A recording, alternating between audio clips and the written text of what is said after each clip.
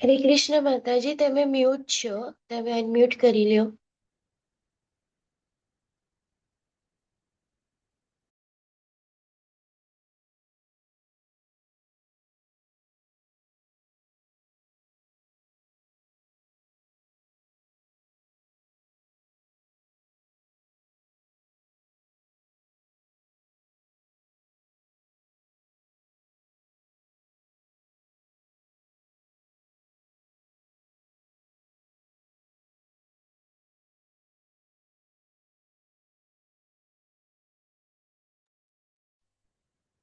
Hello.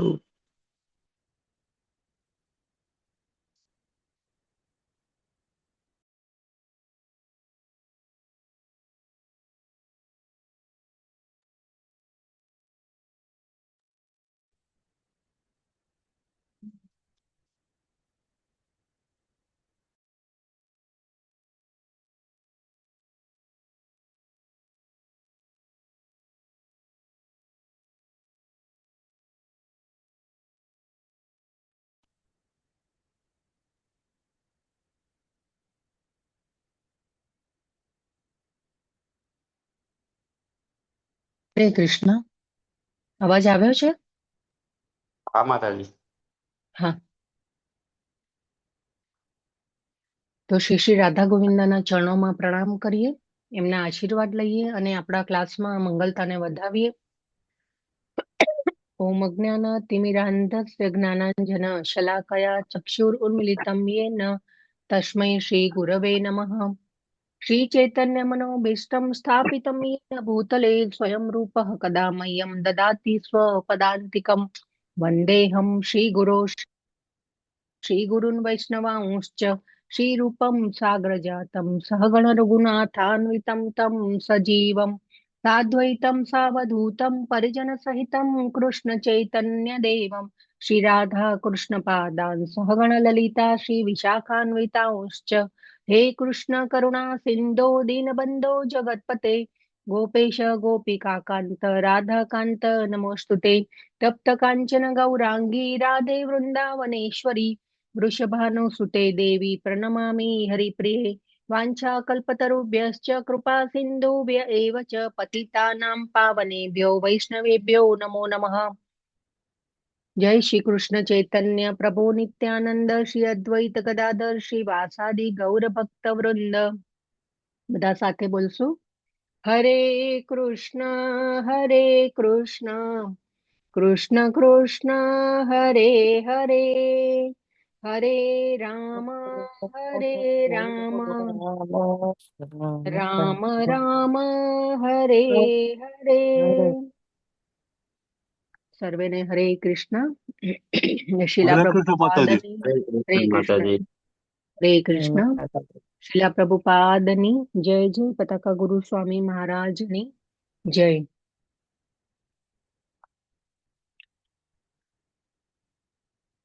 તો આજનો અધ્યાય 4 દિવ્ય જ્ઞાન. અધ્યાયનું નામ જ ખૂબ સુંદર છે, દિવ્ય જ્ઞાન.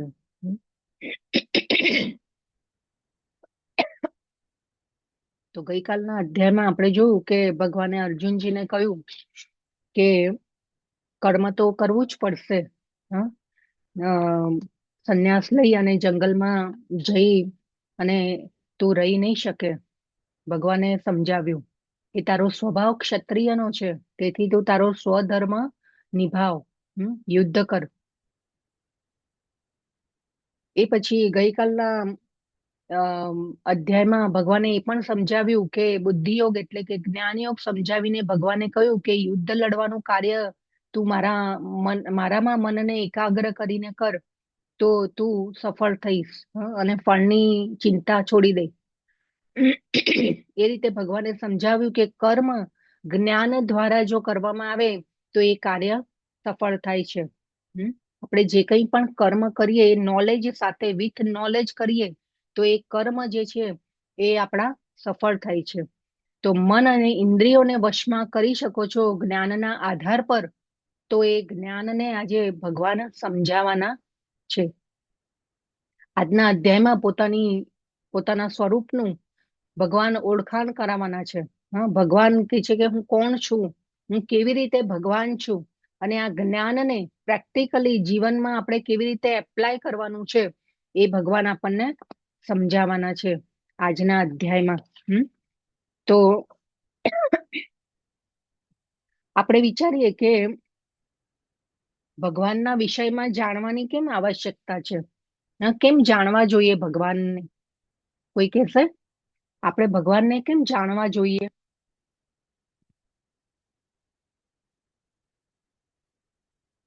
હરે કૃષ્ણ. મારો અવાજ આવી રહ્યો છે ને? હરે કૃષ્ણ માતાજી. જી. કારણ કે એ જ આપણા પરમ સત્ય છે, આપણા માતા પિતા છે અને આપણને એમની પાસે જવાનું છે. તો આપણને માર્ગ પર ચાલવા માટે આપણને એમના વિશે જાણવું જરૂરી છે. યસ, ખૂબ ખૂબ ધન્યવાદ માતાજી. તો આજના અધ્યાયમાં ભગવાન એમના વિશે આપણને જણાવવાના છે. તો પ્રશ્ન થાય ને કે ભાઈ ભગવાન તો એમ જ પ્રસિદ્ધ છે, બધા જાણે છે એમને. હવે સપોઝ આપણા દેશના પ્રધાનમંત્રી છે, એમને બધા જાણે છે. એવું થોડી હોય કે જ્યાં જાય ત્યાં એમને એમની પોતાની ઓળખ આપવી પડે છે. તો ભગવાનને એમના બારામાં બતાવવાની કેમ આવશ્યકતા પડી? આપણને પ્રશ્ન થાય ને એવો. તો આચાર્યો સમજાવે છે કે ભગવાનનો જે વિષય છે એ જ વધારે કન્ફ્યુઝન વાળો છે. લોકો બાકી બધી વસ્તુઓનો સ્વીકાર કરી લે છે, ઇઝીલી સ્વીકાર કરી લે છે બધી વસ્તુઓનો, પરંતુ જ્યારે ભગવાનની વાત આવે છે ત્યારે પ્રશ્નો થાય છે કે જલ્દીથી સ્વીકાર કરતા નથી. આપણે મેથેમેટિક્સ છે, સાયન્સ ભણ્યા, જીઓગ્રાફી ભણ્યા, બધી જ વસ્તુનો આપણે સ્વીકાર કરી લીધો. જે ભણાવવામાં આવ્યું એનો પણ સ્વીકાર કરી લીધો. તો આપણે જોઈએ કે આપણને ભણાવવામાં આવતું કે ન્યૂટને ગુરુત્વાકર્ષણનો નિયમ આપ્યો, એનો પણ આપણે સ્વીકાર કરી લીધો આપણે, ને? તો પરંતુ શું આપણને વિચાર આવે કે ગુરુત્વાકર્ષણ બળ જે હતું એ પહેલા સૃષ્ટિના સર્જનથી એ તો છે. તો ગુરુત્વાકર્ષણ બળને લીધે ઝાડ પરથી ફળ નીચે પડે છે એ આપણને સમજાવ્યું ન્યૂટને. તો ઉપર જતું નથી. એપલનું ઝાડ હોય તો એપલ નીચે જ પડે, ઉપર ન જાય. તો એવું ન્યૂટને કહ્યું ને આપણે માની પણ લીધું. પરંતુ એ ગુરુત્વાકર્ષણ બનાવનાર ઓરિજિનલ પાવરને કેમ આપણે માની નથી શકતા? તો આધ્યાત્મિક શાસ્ત્રોનું જ્ઞાન ન હોવાને કારણે ભગવાનના વિષયમાં અલગ અલગ થિયરીઓ ચાલતી હોય છે. ઘણીવાર નાસ્તિક લોકો કહે કે ભાઈ ભગવાન જેવું કઈ છે જ નહીં. ડાર્વિનવાદ, બિગ બેંગ થિયરી આવી, એ પછી એવી પણ થિયરી આવી કે ભાઈ વાંદરાઓમાંથી મનુષ્યો થયા. એ પછી બીજી એક થિયરીઓ ઘણી એવી ચાલે છે ભગવાન વિશે કે ભગવાન તો નિરાકાર છે. અરે ભલા માણસ, આપણા બધાનો આકાર આપીને ભગવાને આપણને બધાને ઘડ્યા. તો શું ભગવાન નિરાકાર હોઈ શકે? નિરાકાર ન હોઈ શકે. ભગવાન વિશે બીજી બી એક થિયરી કે ભાઈ લાઈટ છે, પ્રકાશ છે, પ્રકાશનું ધ્યાન કરો. તો એટલા માટે ભગવદ્ ગીતા જે છે એ સ્પષ્ટ કરે છે ભગવાનના વિષયમાં કે ભગવાન કોણ છે, આપણે કોણ છીએ, આપણે ક્યાંથી આવ્યા છીએ, આપણે ક્યાં જવાનું છે, અને આપણો ભગવાન સાથેનો સંબંધ શું છે. તો આ જરૂરી છે જાણવું. એટલે ભગવાને પોતે જ ભગવદ્ ગીતામાં સ્પષ્ટ કર્યું છે. તો આજે આપણે આજનો અધ્યાય 4 સમજવાના છે. ખૂબ સરસ ભગવાને જ્ઞાન આપ્યું છે એમના વિશે.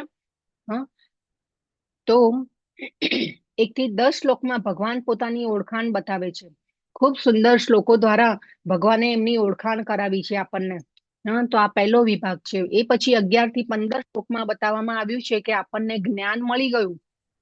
તો એ હરે કૃષ્ણ માતાજી, સ્કીન ચેન્જ નથી થતી.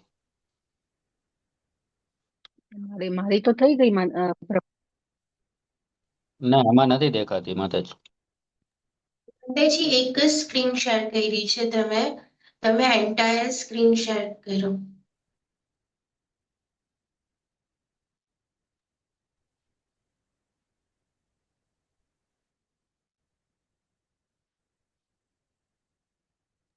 માતાજી, હવે થઈ ગઈ.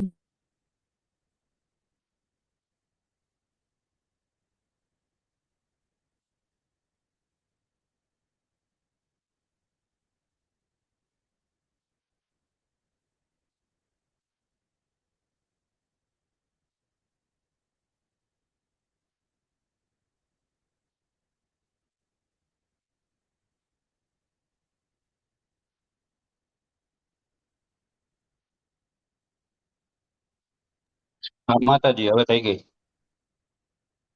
પાછું આવ્યું બીજું પેજ આવ્યું? હું ચેન્જ કરી હા રહી છું, માતાજી, દેખાય? ચેન્જ થાય છે. હા થાય છે ઓકે. માતાજી. હા હા હા, થેન્ક યુ, ધન્યવાદ. હા, હવે કઈ પ્રોબ્લેમ થાય તો જરા કહેતા રહેજો. ઓકે, ચાલો. તો 1 થી 10 શ્લોકમાં ભગવાન પોતાની ઓળખાણ બતાવે છે. 11 થી 15 શ્લોકમાં બતાવવામાં આવ્યું છે કે આપણને જ્ઞાન મળી ગયું, તો એ જ્ઞાનને જીવનમાં એપ્લાય કેવી રીતે કરવાનું છે, પાલન કેવી રીતે કરવાનું છે. તો ભગવદ્ ગીતા ખૂબ પ્રેક્ટિકલ બુક છે આપણા માટે. ભગવાને જ્ઞાન આપી દીધું અને જીવનમાં એનું કેવી રીતે પાલન કરવાનું છે એ પણ બતાવ્યું છે ભગવાને. નહીં તો ભાઈ એવું થાય કે કોઈએ હાથમાં કોઈ મશીન પકડાવી દીધું અને એને ચલાવતા જ આવડતું નથી, તો શું થાય? આપણું નુકસાન થઈ જાય. 16 થી 24 શ્લોકમાં કર્મને સમજવાના છે. સૌથી મોટો પ્રશ્ન જીવનમાં એ જ હોય છે કે અરે મારા જીવનમાં આવું કેમ થઈ રહ્યું છે, એને આટલું મળી ગયું, મને કેમ આટલું? મેં આટલો બધો પ્રયત્ન કર્યો તે છતાં પણ આવું કેમ થઈ રહ્યું છે? ઉદાહરણ રૂપ આપણે જોઈએ છીએ આજુબાજુમાં, આપણા સમાજમાં ઉદાહરણો જોઈએ છે કે ઘણીવાર ઘણા લોકો એટલી બધી કાળી મજૂરી કરતા હોય પણ હાથમાં કાંઈ ન આવે. તો અથવા જીવનમાં અચાનક ન મળવાનું હોય ને મળી જાય, ધન સંપત્તિ, પ્રસિદ્ધિ વગેરે. તો આ ક્યાંથી આવી ગયું? એવું આપણને પ્રશ્ન થાય કે આ બધું કેવી રીતે થઈ રહ્યું છે. તો આ વસ્તુને સમજવી જરૂરી છે. એ પછી 25 થી 33 શ્લોકમાં આપણે દિવ્ય જ્ઞાન સુધી પહોંચી રહ્યા છીએ. તો એના સુધી લઈ જવામાં કઈ કઈ વસ્તુઓ આપણને મદદ કરે છે, એના માટે ઘણા પ્રકારના યજ્ઞ બતાવવામાં આવ્યા છે. યજ્ઞ એટલે શું? આપણે કાલના અધ્યાયમાં જાણ્યું કે યજ્ઞ શબ્દ આવે એટલે આપણા મનમાં ઓલો સ્વાહા સ્વાહા વાળો યજ્ઞ આવી જાય. પરંતુ મંત્રના જાપ કરવા, ભોગ ધરાવીને આપણે પ્રસાદ લેવો, ભગવાનને ભોગ ધરાવો, જે કંઈ પણ આધ્યાત્મિક કાર્ય કરીએ છીએ ભગવાન સાથે જોડાયેલું, તો એ યજ્ઞ છે. અને એટલા માટે ભગવાને આ અધ્યાયમાં યજ્ઞોના પ્રકાર પણ બતાવ્યા છે 25 થી 33 શ્લોકમાં. 34 થી 32 શ્લોકમાં આખા અધ્યાયનો સાર બતાવ્યો છે ભગવાને. તો હવે આ ચોથા અધ્યાયની આપણે આજે ચર્ચા કરવાના છીએ. તો બજારમાં આપણને ઉપલબ્ધ ગીતા ઘણી બધી છે. આપણા બજારમાં સેંકડો ભગવદ્ ગીતાની અલગ અલગ ઓથરની બુક્સ મળે છે. પરંતુ ઇસ્કોનના ફાઉન્ડર આચાર્ય શિલા પ્રભુપાદની ભગવદ્ ગીતા કેમ આટલી બધી આખા વિશ્વમાં જેને કહેવાય ને કે પ્રસિદ્ધિ પામી છે, એનું પણ કારણ છે. બીજા જેને પણ ભગવદ્ ગીતાઓ લખી છે તેઓએ પોતાના વિચારો આ ભગવદ્ ગીતામાં નાખ્યા છે. જ્યારે શિલા પ્રભુપાદે જે ભગવાને કહ્યું, ભગવાને ઓરિજિનલ જે ભગવાને જ્ઞાન આપ્યું છે, એ ઓરિજિનલ જ્ઞાનને શિલા પ્રભુપાદ જે ઇસ્કોનના ફાઉન્ડર આચાર્ય છે એમને એઝ ઇટ ઇઝ આપી દીધું છે. એટલે એમને નામ પણ એ જ આપ્યું છે, Bhagavad Gita as it is. તો આજના અધ્યાયમાં ભગવાને પોતાની ઓળખ બતાવી છે ને કેટલી કેટલી ભગવાન વિશે અલગ અલગ થિયોરીઓ ચાલે છે. તો આપણે જોઈએ છે કે શિવજી પણ ભગવાન, માતા દુર્ગા, ગણેશજી બધા ભગવાન. તો જ્યાં સુધી ઇસ્કોનમાં નહોતા જોડાયા ત્યાં સુધી બધાને જેને કહેવાય ને કે ભગવાન આપણે માનતા હતા. ઇસ્કોનમાં આવ્યા પછી એ વાત ક્લિયર થઈ ગઈ કે ભગવાન કોણ છે, દેવી દેવતાઓ કોણ છે, ધર્મની વ્યાખ્યા શું છે, એ આપણને સમજાયું. તો પ્રભુપાદ 70 વર્ષની ઉંમરે જયારે અમેરિકા ગયા ત્યારે ત્યાં પણ સેંકડો ગીતા હતી, પરંતુ ત્યારે એક પણ કૃષ્ણ ભક્ત નહોતા. કૃષ્ણનું જ્ઞાન વિશ્વમાં પ્રભુપાદની ગીતા આવ્યા પછી ફેલાયું અને હજી આજે પણ લોકો એમાં જોડાઈ રહ્યા છે ઓનલાઈન પ્લેટફોર્મ દ્વારા. આપણે બધા પણ જોડાયા તો ઓનલાઈન પ્લેટફોર્મ દ્વારા આપણે બધા જોડાયા. તો પહેલો શ્લોક ભગવાન હવે પ્રારંભ કરે છે બોલવાનું. જો પહેલા શ્લોકથી અને ભગવદ્ ગીતા વિશેનો ઇતિહાસ જણાવે છે ભગવાન આજે. ભગવદ્ ગીતાનો પ્રારંભ ક્યારે થયો? તો ભગવદ્ ગીતા ભગવાને ક્યારે કહી હતી? ભગવદ્ ગીતા ક્યારે ભગવાને કહી હતી? આપણને બધાને શું ખ્યાલ છે? ભગવદ્ ગીતા ભગવાને ક્યારે કહી? આપણે ભગવદ્ ગીતાના વિષયમાં ક્યારે? હરે કૃષ્ણ. અવાજ આવી રહ્યો હરે છે ને કૃષ્ણ મારો? માતાજી. હમ. હા હા માતાજી, માતાજી. કુરુક્ષેત્રમાં જયારે યુદ્ધ શરૂ થવાનું હતું ને ત્યાર પહેલા આપેલી હતી. હા, હા, આપણને બધાને એટલો જ ખ્યાલ છે કે દ્વાપર યુગમાં જ્યારે ભગવાન કૃષ્ણ આવ્યા હતા ત્યારે કુરુક્ષેત્રના રણ મેદાનમાં ભગવાને અર્જુનજીને ગીતા સંભળાવી હતી. પણ અહીંયા તો ભગવાન શું કહી રહ્યા છે કે ભગવાને કહ્યું કે મેં આ અવિનાશી યોગના વિજ્ઞાનનો ઉપદેશ સૂર્યદેવ વિવસ્વાનને આપ્યો અને વિવસ્વાને તે માનવોના પિતા મનુને આપ્યો હતો અને બાદમાં મનુએ તે ઉપદેશ ઈક્ષ્વાકુને આપ્યો. તો ભગવાન કહી રહ્યા છે અહીંયા કે હે અર્જુન, હું તને આ પહેલી વાર ભગવદ્ ગીતાનો ઉપદેશ નથી આપી રહ્યો, હું આ પહેલા પણ આપી ચુક્યો છું, એવું અહીંયા ભગવાન આ શ્લોકમાં કહી રહ્યા છે. તો ભગવાને આ જ્ઞાનને યોગ કયો છે. પહેલી વાત તો આપણે એ સમજીએ કે યોગ એટલે શું. આખા ભગવદ્ ગીતાના જ્ઞાનને ભગવાને યોગ તરીકે વર્ણવ્યો છે. તો યોગનો અર્થ થાય છે જોડાવું. યુજ ધાતુ પરથી, સંસ્કૃતમાં યુજ ધાતુ પરથી આ શબ્દ આવ્યો છે યોગ. તો યોગ એટલે યોગનો અર્થ થાય છે જોડાવું. કોની સાથે જોડાવું? ભગવાન સાથે. ભગવાન સાથે આપણે શાશ્વત સંબંધથી જોડાયેલા છીએ, પરંતુ આપણે આ ભૌતિક જગતમાં આવી અને ભગવાનને ભૂલી ગયા છીએ. તો વ્યક્તિગત આત્માનું પરમાત્મા સાથે મિલન એટલે કે યોગ. તો ભગવદ્ ગીતાનું જ્ઞાન આપણે ભગવાન સાથે જોડાઈએ એના માટેનું ભગવાને આ જ્ઞાન આપેલું છે, કેમ કે આપણે ભગવાનથી વિખૂટા પડી ગયા છે. અને બીજું, ભગવાને આ જ્ઞાનને વિજ્ઞાન તરીકે ઓળખાવ્યું છે. તો ભગવાને ભાઈ વિજ્ઞાન કેમ કહ્યું? ભગવાને વિજ્ઞાન કેમ કહ્યું? તો ભગવાન અહીં કહી રહ્યા છે કે આ જ્ઞાન મેં કરોડો વર્ષો પહેલા સૂર્યદેવને આપેલું હતું. તો જો સૂર્યદેવ જે છે એ સૂર્ય ગ્રહના દેવતા છે, અને વિવસ્વાન તેમનું એક વિશેષ નામ છે, વિવસ્વાન. અત્યારના આપણા આ બ્રહ્માંડના જે સૂર્ય ગ્રહના દેવતા છે એમનું નામ વિવસ્વાન છે. અલગ અલગ બ્રહ્માંડોમાં અલગ અલગ સૂર્ય, અલગ અલગ ચંદ્ર હોય છે. અને સૃષ્ટિની જયારે રચના થાય છે ત્યારે અનંત કોટી બ્રહ્માંડો ભગવાનમાંથી ઉત્પન્ન થાય છે.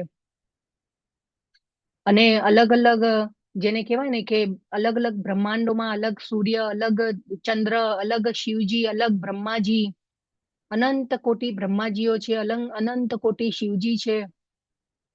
તો આ બધું જયારે આપણે જેમ જેમ આગળ આપણે ભગવાન વિશે જાણીશું ત્યારે આપણને આ બધું સમજાશે. તો એ પછી પરંપરામાં આગળ આજે જેને કહેવાય ને કે સૂર્યદેવને પહેલા આપ્યું ભગવાને, અને એ પછી પરંપરામાં આગળ આવ્યું જ્ઞાન. સૂર્યદેવથી મનુને, મનુથી ઈક્ષ્વાકુ રાજા પાસે.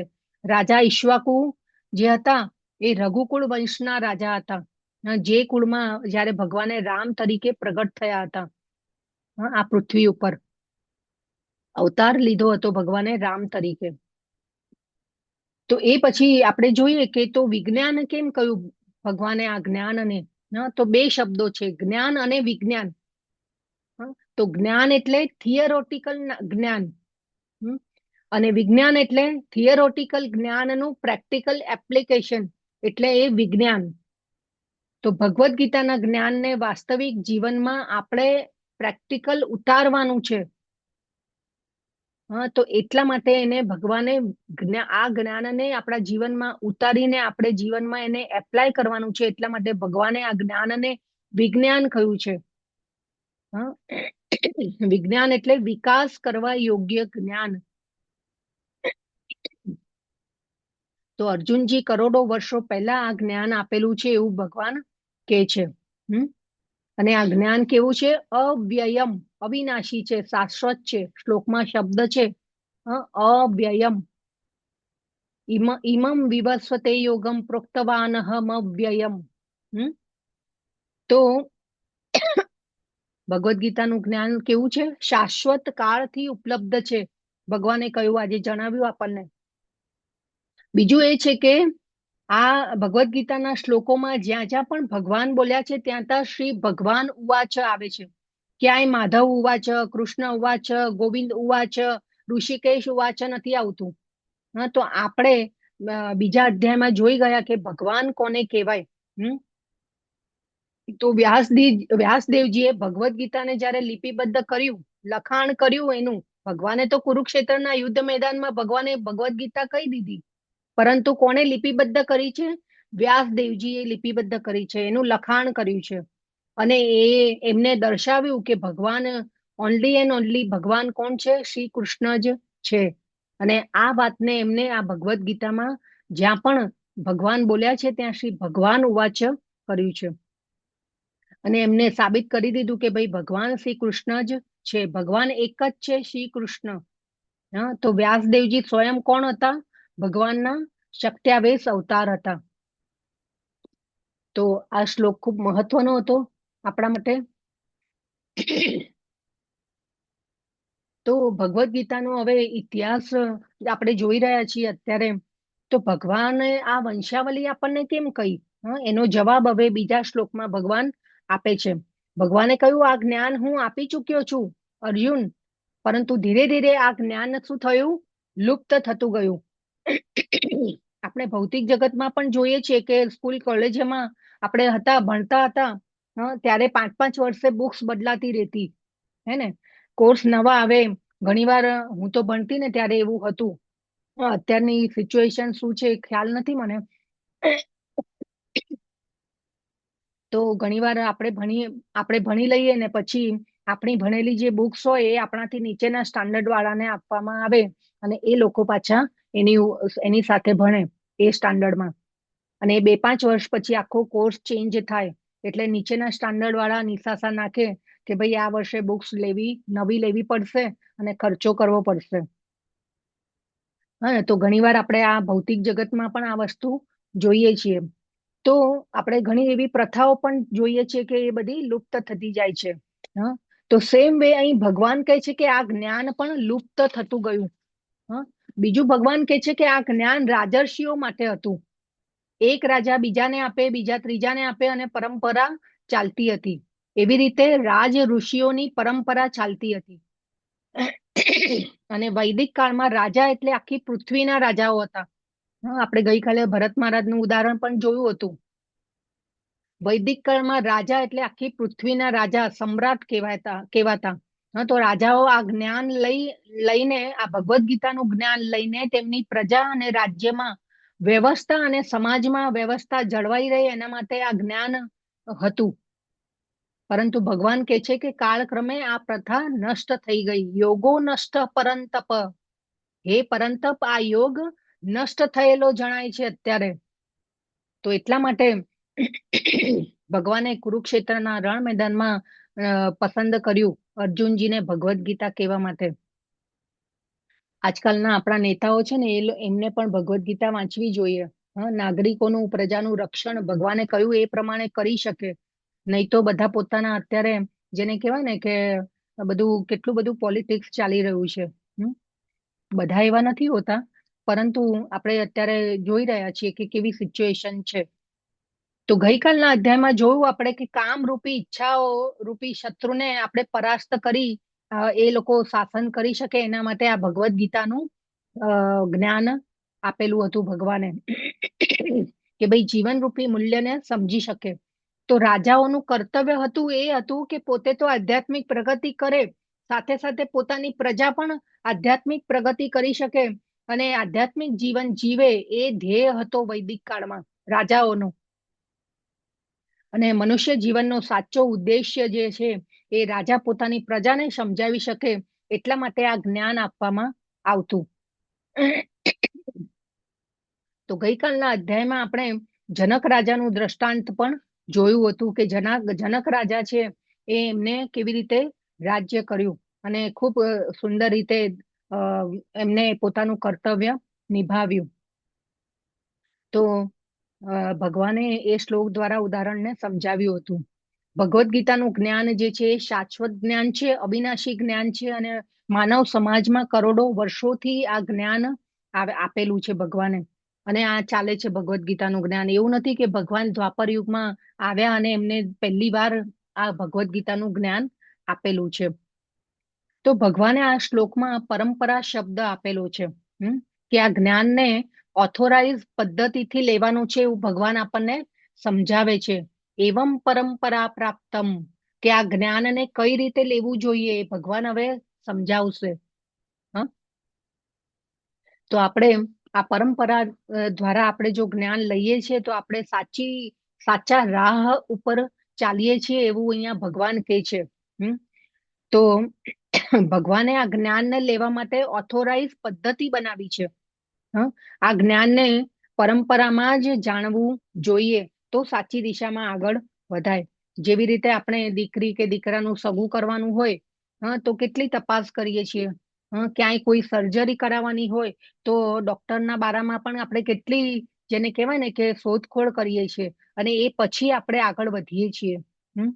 સેમ વે આપણે આધ્યાત્મિક જ્ઞાન જ્યારે લેતા પહેલા પણ આપણે વિચાર કરવો જોઈએ કે એ ક્યાંથી આવેલું છે, કોને કહેલું છે, અને એ જે ગુરુ છે એ પોતે સ્વયં એ જે પ્રમાણભૂત ગુરુ હોવા જોઈએ. પહેલી વાત તો એ છે કે પોતે સ્વયં એમનું જે આચરણ છે એ શું શાસ્ત્રોના નિયમો પ્રમાણે છે કે નહીં, કે એ તત્વને જાણે છે કે નહીં, એ બધી આપણે તપાસ કરી અને આપણે સાચા ગુરુને આપણે ઓળખવા જોઈએ.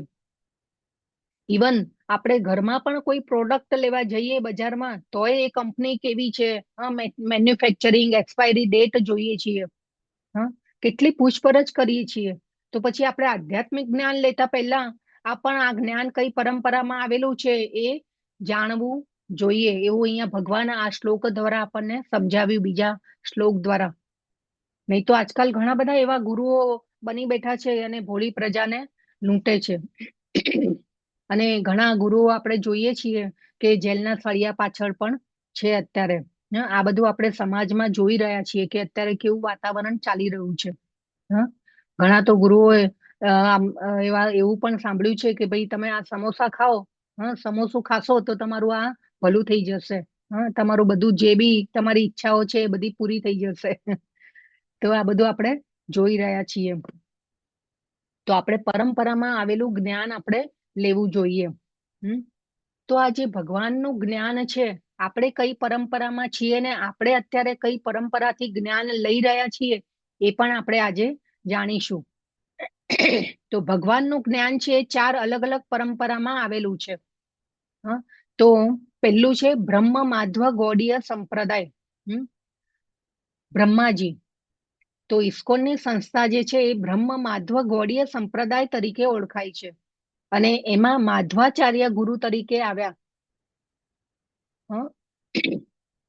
જે ભગવાને બ્રહ્માજીને જ્ઞાન આપ્યું એ જ્ઞાનની પરંપરા ચાલી અને એ બ્રહ્મ માધ્વ ગૌડીય સંપ્રદાય તરીકે ઓળખાયો. એ પછી બીજો સંપ્રદાય ભગવાને માતા લક્ષ્મીજીને જ્ઞાન આપ્યું અને એ શ્રી સંપ્રદાય કહેવાયો. એમાં કોણ આવ્યું? આચાર્ય તરીકે રામાનુજાચાર્ય આવ્યા અને એમને ભગવાનનું જ્ઞાન ફેલાવ્યું. એ પછી ભગવાને શિવજીને જે જ્ઞાન આપ્યું એ રુદ્ર સંપ્રદાય તરીકે ઓળખાયો અને એમાં કોણ આવ્યું? આચાર્ય તરીકે વિષ્ણુ સ્વામી. અને શિવજી તો કોણ છે? શિવજી તો ભગવાનના ખૂબ મોટા ભક્ત છે, એટલા માટે શિવજીને તો વૈષ્ણવા નામ યથા શંભો. આપણે ઘણીવાર જોઈએ છે કે શિવજી ધ્યાનમાં બેસેલા હોય છે, પણ એ ધ્યાનમાં બેસીને કરે છે શું શિવજી? તો શિવજી ભગવાનનું નામ રટણ કરતા હોય છે. તો એ રુદ્ર સંપ્રદાયમાં કોણ આવ્યું? વિષ્ણુ સ્વામી આવ્યું ને એમને એ જ્ઞાનનો ફેલાવો કર્યો. એ પછી આવે છે બ્રહ્માજીના 4 પુત્રો.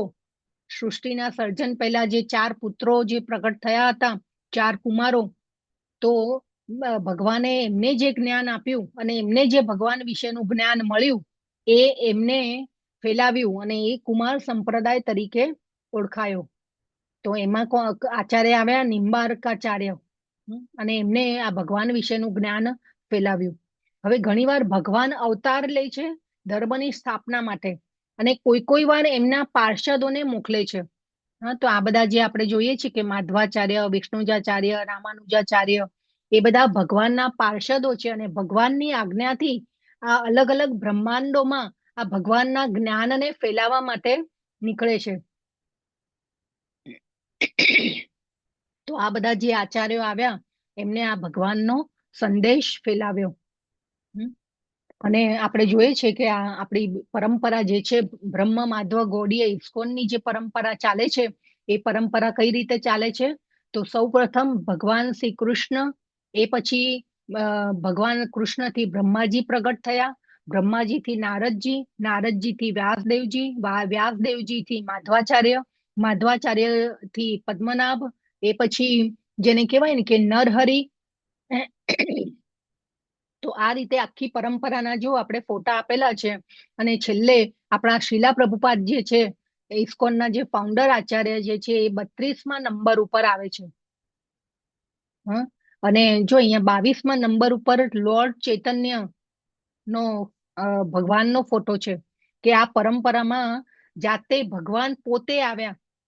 કેમ કે દ્વાપર યુગમાં ભગવાન ભગવદ ગીતાનો સંદેશ આપીને ગયા, પરંતુ એ લવ લેટરને આપણે ઉઠાવ્યો નહીં, વાંચ્યો નહીં, એટલા માટે ભગવાન પોતે ચૈતન્ય મહાપ્રભુ તરીકે આવ્યા અને નામ સંકીર્તનનો મહિમા ફેલાવ્યો અને કહ્યું કે કળિયુગમાં નામ જપથી જ તમારો ઉદ્ધાર થશે અને તમે ભગવાનને પામી શકશો.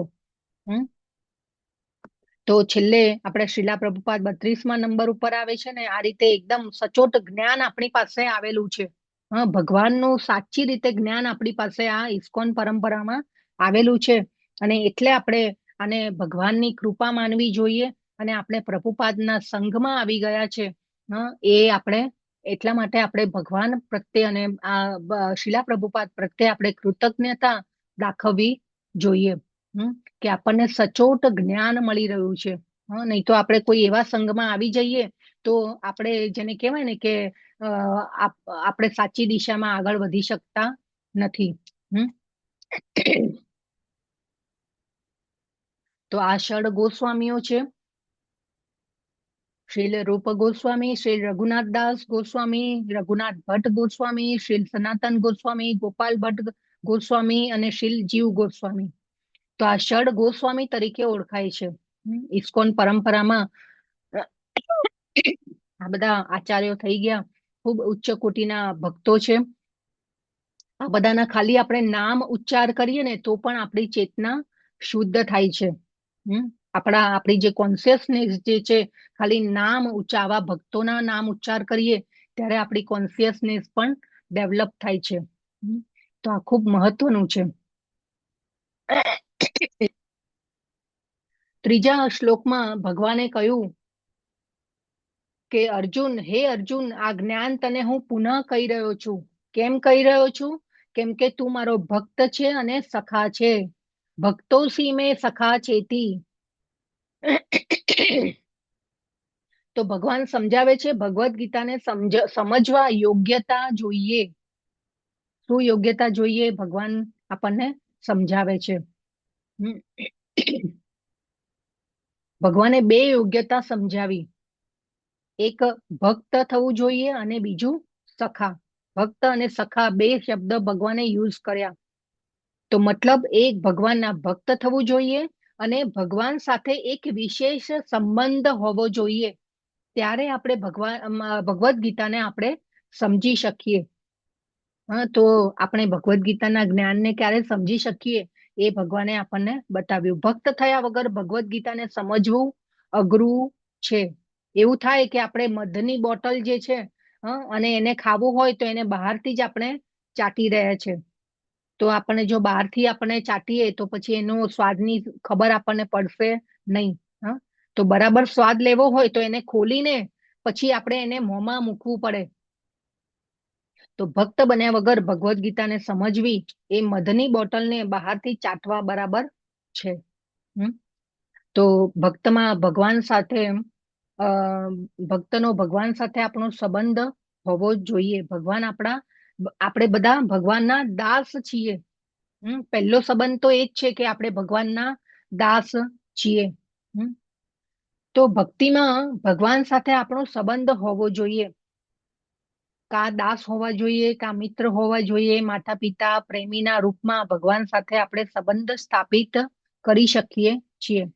સંબંધ તો છે જ આપણો ભગવાન સાથેનો, બસ એને ભક્તિ દ્વારા આપણે એને જાગૃત કરવાનો છે. અને બીજું એ કે ભગવાને અહીં સર્ટિફિકેટ આપ્યું છે અર્જુનજીને કે અહીંયા ભક્તો સી મેં સખા ચેતી. પહેલું સર્ટિફિકેટ મળ્યું અર્જુનજીને. અર્જુનજી ગંભીર વિદ્યાર્થી છે અને બ્રિલિયન્ટ વિદ્યાર્થી છે ભગવાનના. હં ઘણીવાર લોકો કહે કે ભાઈ અર્જુનજી તો કાયર પુરુષ હતા, યુદ્ધમાં રડી પડ્યા, પરંતુ આપણે એમને જાણવા જોઈએ. ભગવદ્ ગીતાને સમજવી હોય તો અર્જુનજી પ્રત્યે આપણે ખૂબ જ આપણને માન હોવું જોઈએ, આદર હોવો જોઈએ અને અહોભાવ થવો જોઈએ. જેવી તેવી વ્યક્તિ નથી અર્જુનજી. આ જ્ઞાન જે છે એ આપણને એમના દ્વારા મળ્યું છે. કેમ ભગવાને આ જ્ઞાનને આપવા માટે અર્જુનજીને જ પસંદ કર્યા? નહીં યુધિષ્ઠિર, નહીં ભીમ, નકુલ, સહદેવ, બીજું કોઈ નહીં. કેમ કે ભગવાનના ભક્ત છે અર્જુનજી, એમના સખા છે. તો આ જ્ઞાનને ભગવાને રહસ્ય કહ્યું. રહસ્યમ યે તદ ઉત્તમમ. તમ એટલે અંધકાર, અને અંધકારમાંથી બહાર લાવવા માટે આ જ્ઞાન અર્જુનજીને ભગવાને કહ્યું. એકચ્યુઅલી તો અર્જુનજીને કોઈ જરૂર હતી જ નહીં. અર્જુનજીએ તો આપણા બધાનું પ્રતિનિધિત્વ કર્યું છે રણ મેદાનમાં. આપણા માટે ત્યાં પ્રશ્નો કર્યા છે.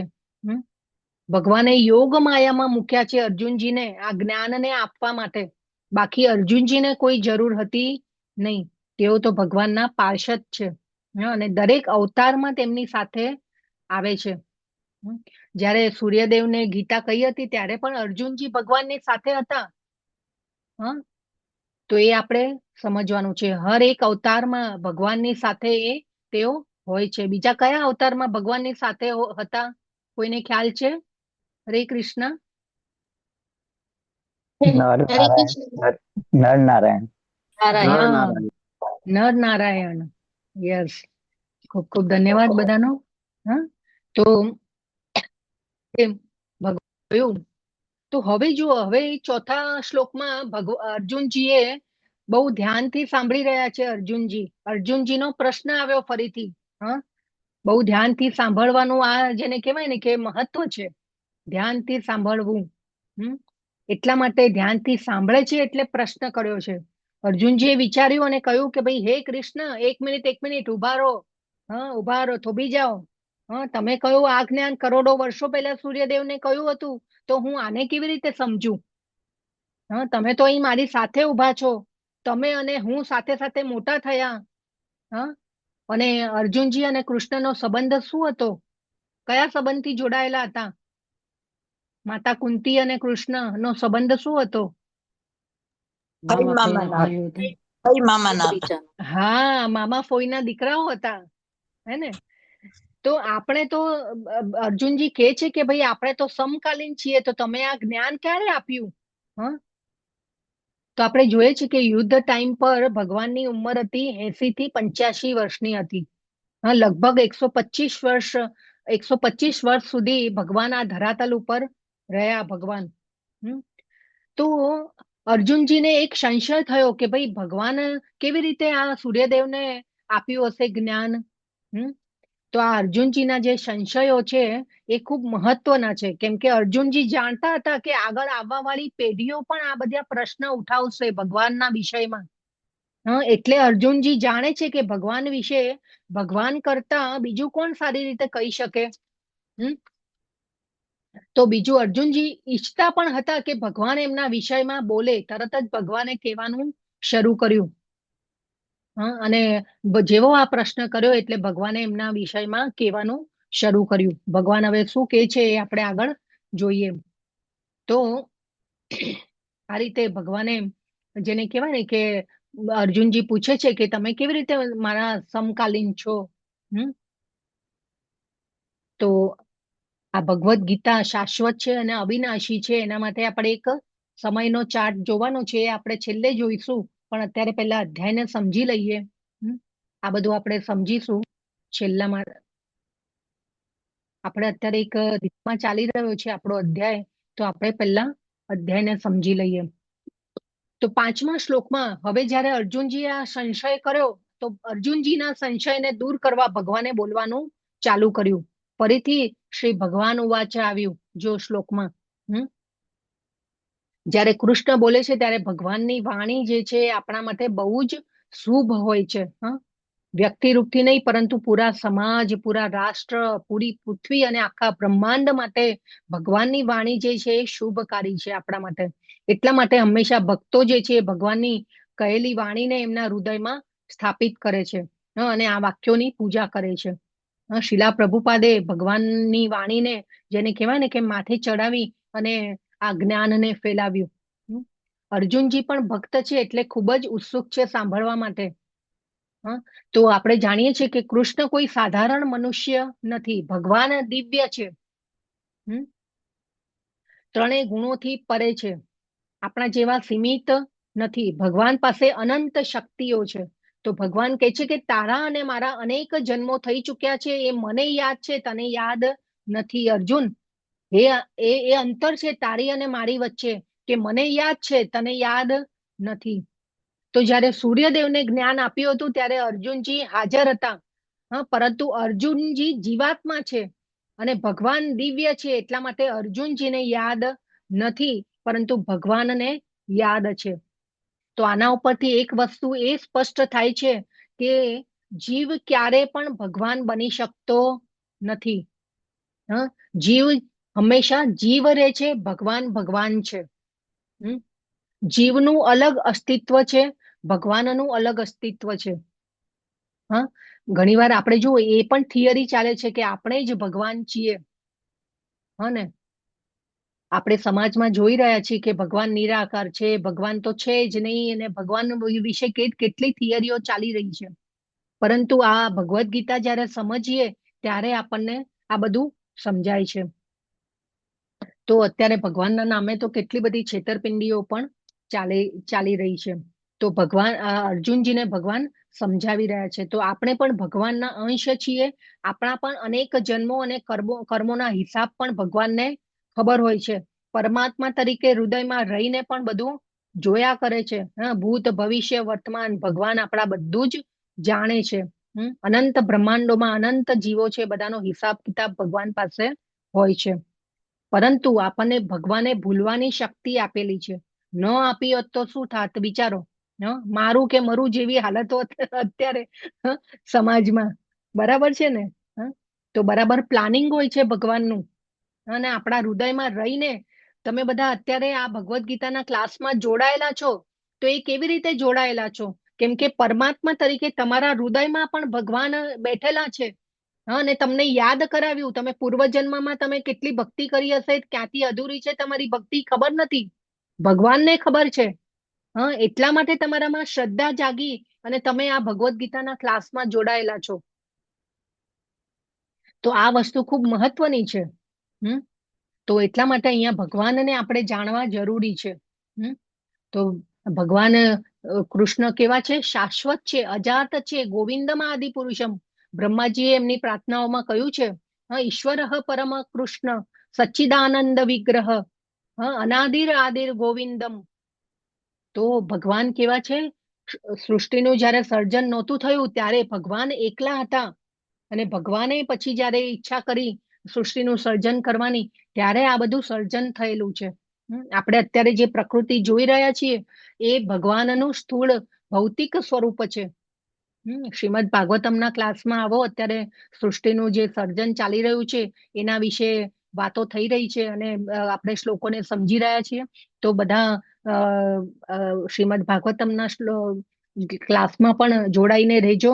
ખૂબ સુંદર રીતે ભગવાનનું જ્ઞાનને સમજાવવામાં આવે છે. તો આ રીતે ભગવાન જે છે એ આપણને આ રીતે સમજાવી રહ્યા છે કે હું કોણ છું, એમના સ્વરૂપનું જ્ઞાન સમજાવી રહ્યા છે. 9 શ્લોકો સુધી ભગવાન એમના સ્વરૂપ દર્શન કરાવે છે. તો હવે ભગવાન એમના સ્વરૂપનું જ્ઞાન કરાવે છે. હવેના શ્લોકથી ભગવાન કહે છે કે કેમ હું યાદ રાખી શકું છું અને તું નથી રાખી શકતો. એના માટે ભગવાને 9 શ્લોક સુધી એમની ઓળખાણ આપી, કે હું અજન્મા છું. ભગવાન જયારે એમના ધામ માંથી આવે છે આ ધરાતલ ઉપર, મનુષ્ય રૂપમાં આવ્યા હતા, એ પહેલા પણ ભગવાન એમની મૂળ સ્થિતિ દિવ્ય સ્થિતિમાં હતા. તો જો ભગવાન જયારે આ ધરાતલ ઉપર આવ્યા ત્યારે દેવકી અને વસુદેવજીના દ્વારા આવ્યા. તો બહુ ઇમ્પોર્ટન્ટ શ્લોક છે આ. અજો અપી અજન્મા અને અવ્યયાત્મા, એટલે કે અવિનાશી. હા, આપણું જે શરીર છે એ નાશ પામે છે, આપણા શરીરના કોષો નાશ પામે છે અને લાખો કોષો નાશ પામે છે અને નવા બને છે, આપણને ખબર હોતી નથી. એક કોષ મેક્સિમમ આપણું જેને કહેવાય ને કે 1 વર્ષનું આયુષ્ય હોય છે કોષનું, પરંતુ ભગવાન જે છે એ અજન્મા છે. અને ભગવાન કહે છે કે મારો દેહ કદી નાશ પામતો નથી, ભગવાનને કોઈ જન્મ અને મૃત્યુ હોતું નથી. હા, તો પરંતુ ભગવાનનું શરીર કેવું છે? અવ્યયાત્મા, અવિનાશી. ભગવાનના શરીરનો વિનાશ થતો નથી.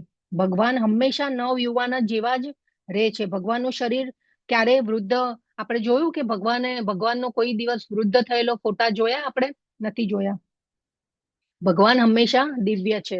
બીજું, ભૂતાનામ ઈશ્વરો અપી સન. ભૂતાનામ એટલે બધા જ જીવોનો હું ઈશ્વર છું, ભગવાન કે છે આ શ્લોકમાં.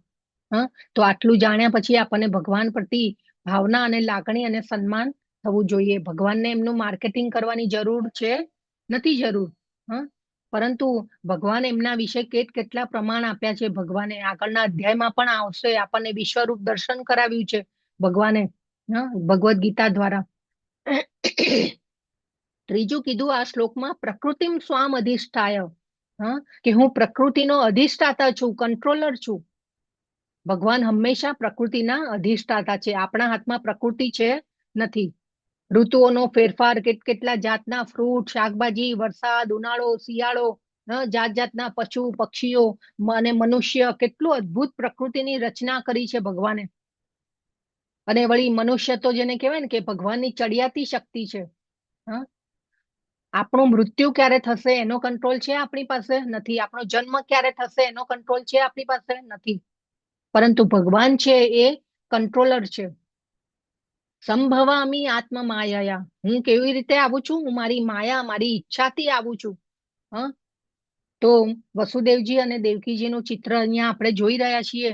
તો ભગવાને જ્યારે સૌપ્રથમ આવ્યા, અહીંયા પ્રગટ થવાના હતા, ત્યારે દેવકી માતા અને વસુદેવજીને ચતુર્ભુજ રૂપે દર્શન આપ્યા છે. અને એ પછી ભગવાન બાળક રૂપમાં નાના બાળક જેવા થઈ ગયા. અને એ પછી ભગવાને વસુદેવજીને આજ્ઞા કરી હતી કે હવે તમે મને વ્રજમાં તમે યશોદા માતાના ત્યાં મને છોડી દો. હા, તો પહેલા શરૂઆતમાં ભગવાને ચતુર્ભુજ રૂપે દર્શન આપ્યા છે. તો જ્યારે જેલમાં હોય છે ત્યારે વસુદેવજી અને દેવકીને એ રૂપમાં શ્રદ્ધા હોય છે. વસુદેવ અને દેવકીજી એમને પ્રાર્થના કરે છે કે ભાઈ હવે તમે બાળક રૂપમાં આવો. તો આપણા હાથમાં કોઈ કંટ્રોલ નથી કે આપણે કયા માતા પિતાના ત્યાં જન્મ લેવાનો છે, ક્યાં જન્મ લેવાનો છે, ક્યારે મૃત્યુ આવવાનું છે. હા, આપણા હાથમાં કઈ વસ્તુ નથી, પરંતુ ભગવાન એમના માતા પિતા નક્કી કરે છે. કોના ત્યાં પ્રગટ થશે, કેવી રીતે પ્રગટ થશે. ઘણીવાર ઘણા લોકો એવી માન્યતામાં છે કે ભાઈ કૃષ્ણ તો ઐતિહાસિક પુરુષ થઈ ગયા, જેવી રીતે મહાપુરુષો થઈ ગયા એવી રીતે રાજાઓ નેતાઓ થઈ ગયા. અને એવી રીતે કૃષ્ણ પણ આ ઐતિહાસિક પુરુષ છે. પરંતુ અહીં ભગવાને ખુદ પોતે કહી દીધું કે ભાઈ હું ડિસાઈડ કરું છું, મારી ઈચ્છાથી આવું છું, હું કોઈના કંટ્રોલમાં નથી કે હું ડિસાઈડ કરીશ કે મારા માતા પિતા કોણ બનશે. શાસ્ત્રમાં લખેલું છે કે ચૈતન્ય મહાપ્રભુ આવ્યા ત્યારે એ કોના ત્યાં પ્રગટ થશે. ઇવન 12મા શ્રીમદ ભાગવતમના 12મા સ્કંદમાં કલ્કી અવતાર વિશે પણ બતાવેલું છે કે કલ્કી અવતાર જ્યારે ભગવાનનો થશે ત્યારે એ કયા માતા પિતાના ત્યાં જન્મ લેશે, નામ સાથે આપેલું છે. તો આપણે આ બધાને જે શાસ્ત્રમાં લખેલું છે એને જ આપણે માન્ય કરવું જોઈએ. અત્યારે તો ભગવાનના અવતાર જેને કહેવાય ને કે ગુરુઓ જે છે અમુક ભોળી પ્રજાને જે લૂંટતા હોય છે એ ભગવાનના અવતાર તરીકે પોતાને સાબિત કરે છે. તો આ બધું આપણે માનવું જોઈએ નહીં, ભગવદ ગીતાને સમજીને. તો આ વસ્તુ આપણે અહીંયા ભગવદ ગીતામાંથી સમજવાની છે. બહુ ઇમ્પોર્ટન્ટ શ્લોક છે બધા. તો ભગવાન ખૂબ બોલો, આપણે મહાભારતની એક સિરિયલ આવતી હતી ને એમાં આ શ્લોક ખૂબ ક્યારે આવે છે ભગવાન? બોલો. યદા યદા હિ ધર્મસ્ય ગ્લાનિર્ભવતિ ભારત અભ્યુત્થાનમ ધર્મસ્ય તદાત્માનમ સૃજામ્યહમ. તો ભગવાન ક્યારે અવતરે છે? ધર્મની સ્થાપના કરવા માટે ભગવાન આવે છે. અને અલગ અલગ અવતારો લે છે ભગવાન. ભગવાન દિવ્ય છે. કોઈ પણ અવતારમાં આવે છે ત્યારે ભગવાનની તો મૂળ સ્થિતિ સચવાયેલી જ રહે છે. તો ધર્મ એટલે શું? આપણે કહીએ કે ભાઈ હિન્દુ ધર્મ વિશે કોઈ જગ્યાએ ભગવાને ભગવદ ગીતામાં હિન્દુ શબ્દ કે શીખ, ઈસાઈ, મુસલમાન ક્યાંય શબ્દ વાપર્યો નથી. તો ધર્મ એટલે ભગવાને ભગવદ ગીતામાં સમજાવ્યું છે કે ધર્મ એટલે શું? સર્વ ધર્માન પરિત્યજ્ય મામ એકમ શરણમ વ્રજ. ભગવાનની શરણાગતિ લેવી, ભગવાનની આજ્ઞાઓનું પાલન કરવું, એ જ આપણા માટે ધર્મ છે એવું ભગવાન અહીંયા કહી રહ્યા છે. અને ધર્મ એટલે કેવો ધર્મ? શાશ્વત ધર્મ કે જે ક્યારેય ચેન્જ થતો નથી.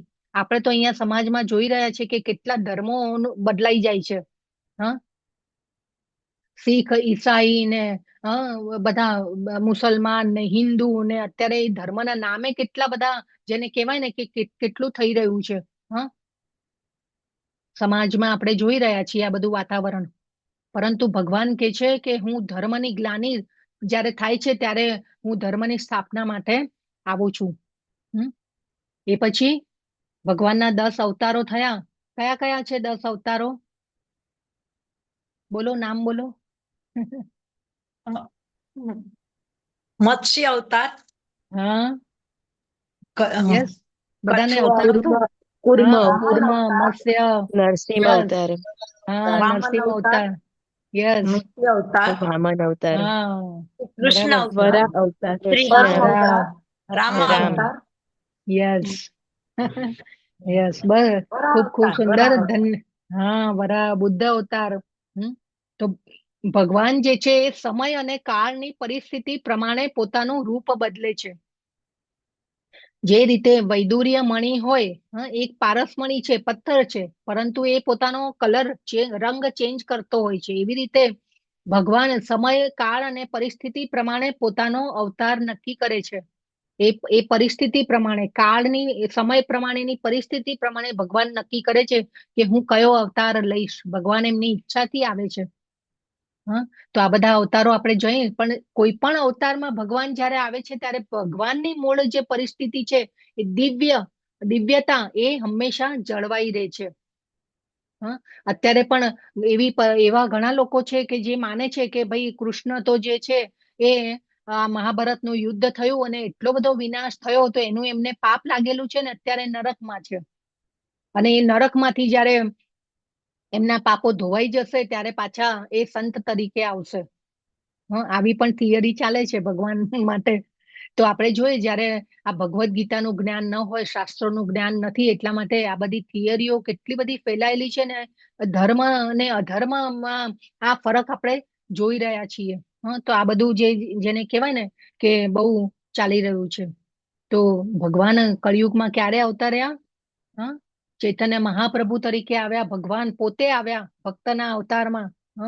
તો આ રીતે ચૈતન્ય મહાપ્રભુ આવી અને આપણને નામ જપનો મહિમા કરાવી ગયા. ભગવાને કહ્યું કે ભાઈ મારા બાળકો હું બહુ હોમવર્ક આપીશ ને તો કરી નહીં શકે. એટલે ખાલી સમય આપો મને થોડો અને નામ જપ કરો તોય હું તમારો ઉદ્ધાર કરી લઈશ. તો ખૂબ સુંદર, જેને કહેવાય ને કે સરળ રસ્તો કરીને આપીને ગયા આપણા માટે. તો આપણે ભગવાનને સમય આપવાનો, આપી ન શકીએ તો સમય આપવાનો છે અત્યારે.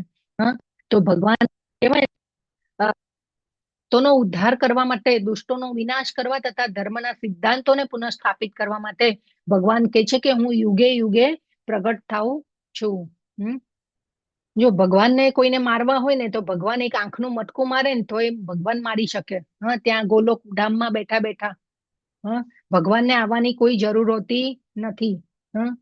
તો ભગવાન શું કે છે? ભક્તોનો ઉદ્ધાર કરવા માટે આવે છે, દુષ્ટોનો વિનાશ કરવા માટે આવે છે. અનેક ભક્તોની આપણે કથા જોઈએ છે. બધા ઉદાહરણ આપો ચલો. કયા ભક્ત માટે આવેલા ભગવાન? હરે કૃષ્ણ. હરે કૃષ્ણ. પ્રહલાદ હરે મહારાજ, કૃષ્ણ, પ્રહલાદ મહારાજ માટે, ધ્રુવ મહારાજ, મીરાબાઈ માટે, મીરાબાઈ, મીરાબાઈ, યસ, સખુબાઈ, બસ, યસ. કેટલા બધા ભક્તોના આપણી પાસે ઉદાહરણ છે. હા, તો તમારા બધાને હું એક પ્રશ્ન કરું છું કે આપણા માટે આવે કે નહીં ભગવાન? આપણા માટે આવે ભગવાન? હજી શુદ્ધ ભક્ત નથી બન્યા ને એટલે ન આવે. હા, યસ. ખૂબ ખૂબ ધન્યવાદ માતાજી. તો ભગવાન શું કે છે કે હું તમારા માટે પણ આવું, પણ તમામ એવ જમ્યહમ. ભગવાન આગળમાં તમારા માટે તમારી શરણાગતિ કેટલી છે રાખે છે. હું એ રીતે હરે કૃષ્ણ માતાજી, તમારો અવાજ બ્રેક થાય છે. બધા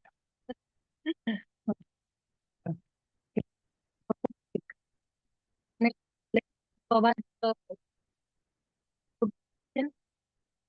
કે નેટવર્ક પ્રોબ્લેમ હશે તમારે. હા, તો આપણે અવાજ કપાય છે માતાજી. ઓકે.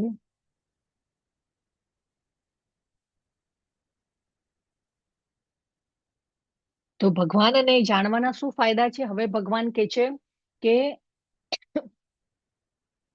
દિવ્ય જન્મ કર્મ ચ મે દિવ્યમ એવમ યો વેત્તિ તત્વતઃ. હે અર્જુન, જે મનુષ્ય મારા પ્રાગટ્ય તથા કર્મોની દિવ્ય પ્રકૃતિને જાણે છે, આ શરીરને ત્યજ્યા પછી ભૌતિક જગતમાં ફરીથી જન્મ લેતો નથી.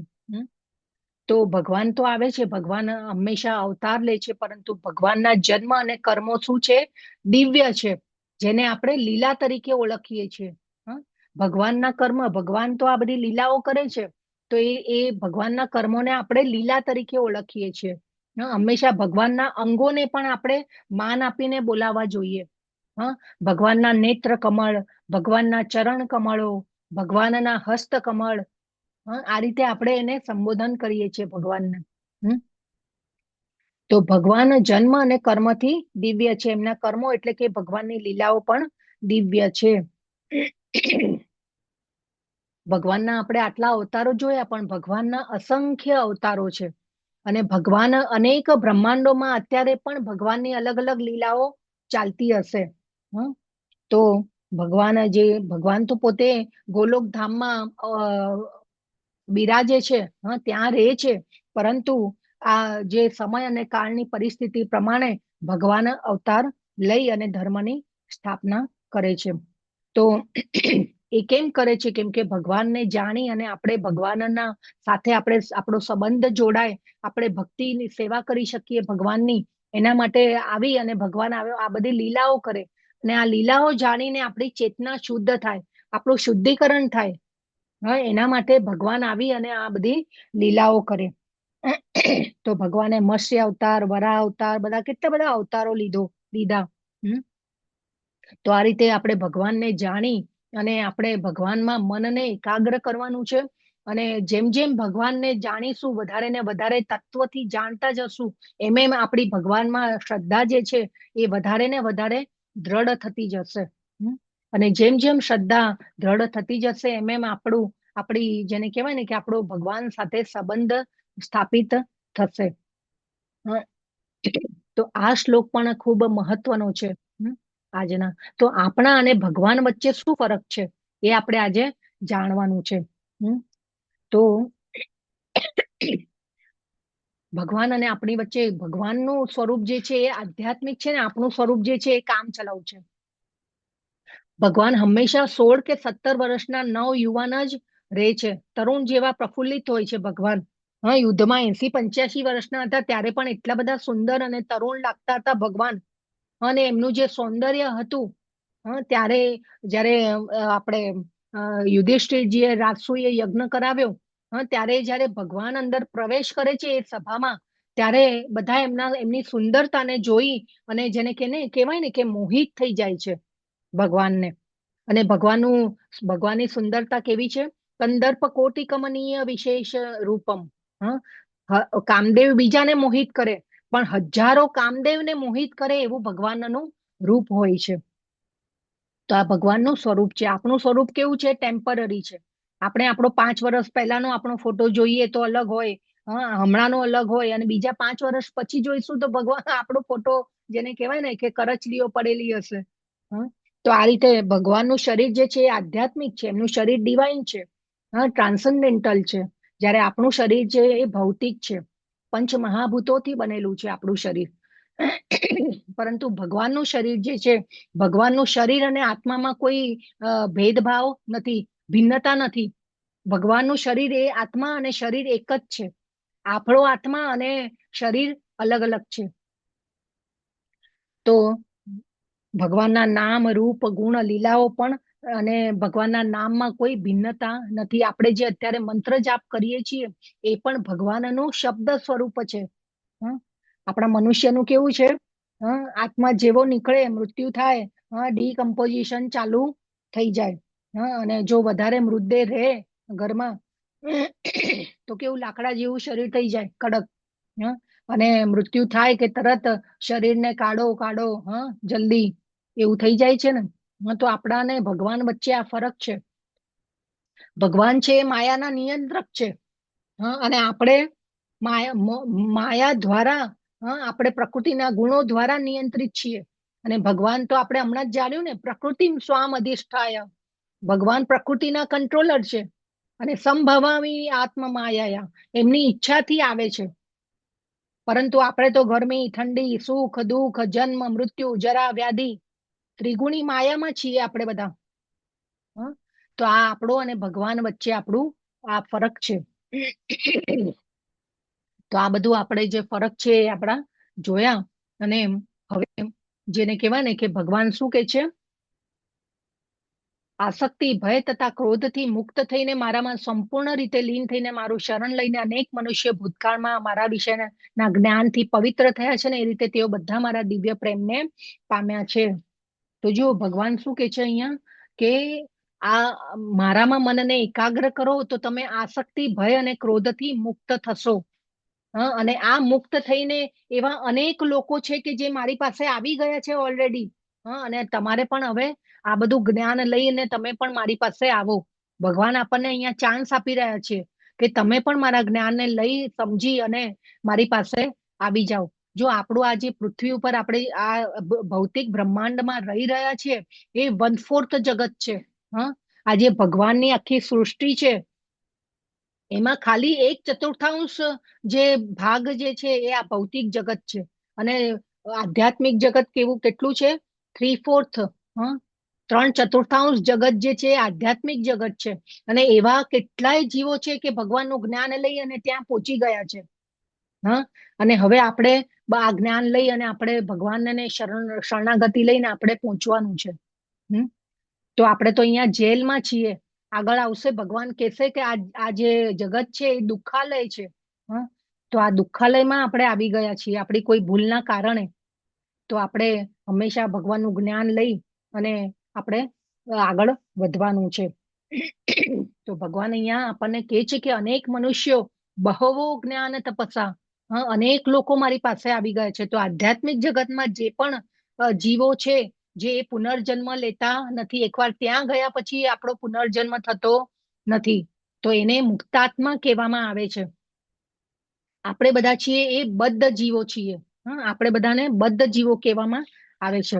તો આ રીતે હંમેશા આપણે ભગવાનનું જ્ઞાન લઈને આપણે એવી ઈચ્છા કરવી જોઈએ કે આપણે જવું જોઈએ. તો ભગવાન કે છે કે કેવી રીતે હું વળતર આપું છું, તમે મને ભસશો, મારી શરણાગતિ સ્વીકારશો તો હું કેવી રીતે તમારી સાથે રેસિપ્રોકેટ કરીશ. તો ભગવાન કે છે કે યે અથામામ પ્રપદ્યન્તે. પ્રપદ્યન્તે શબ્દ વારંવાર ભગવાને ભગવદ્ ગીતામાં યુઝ કર્યો છે.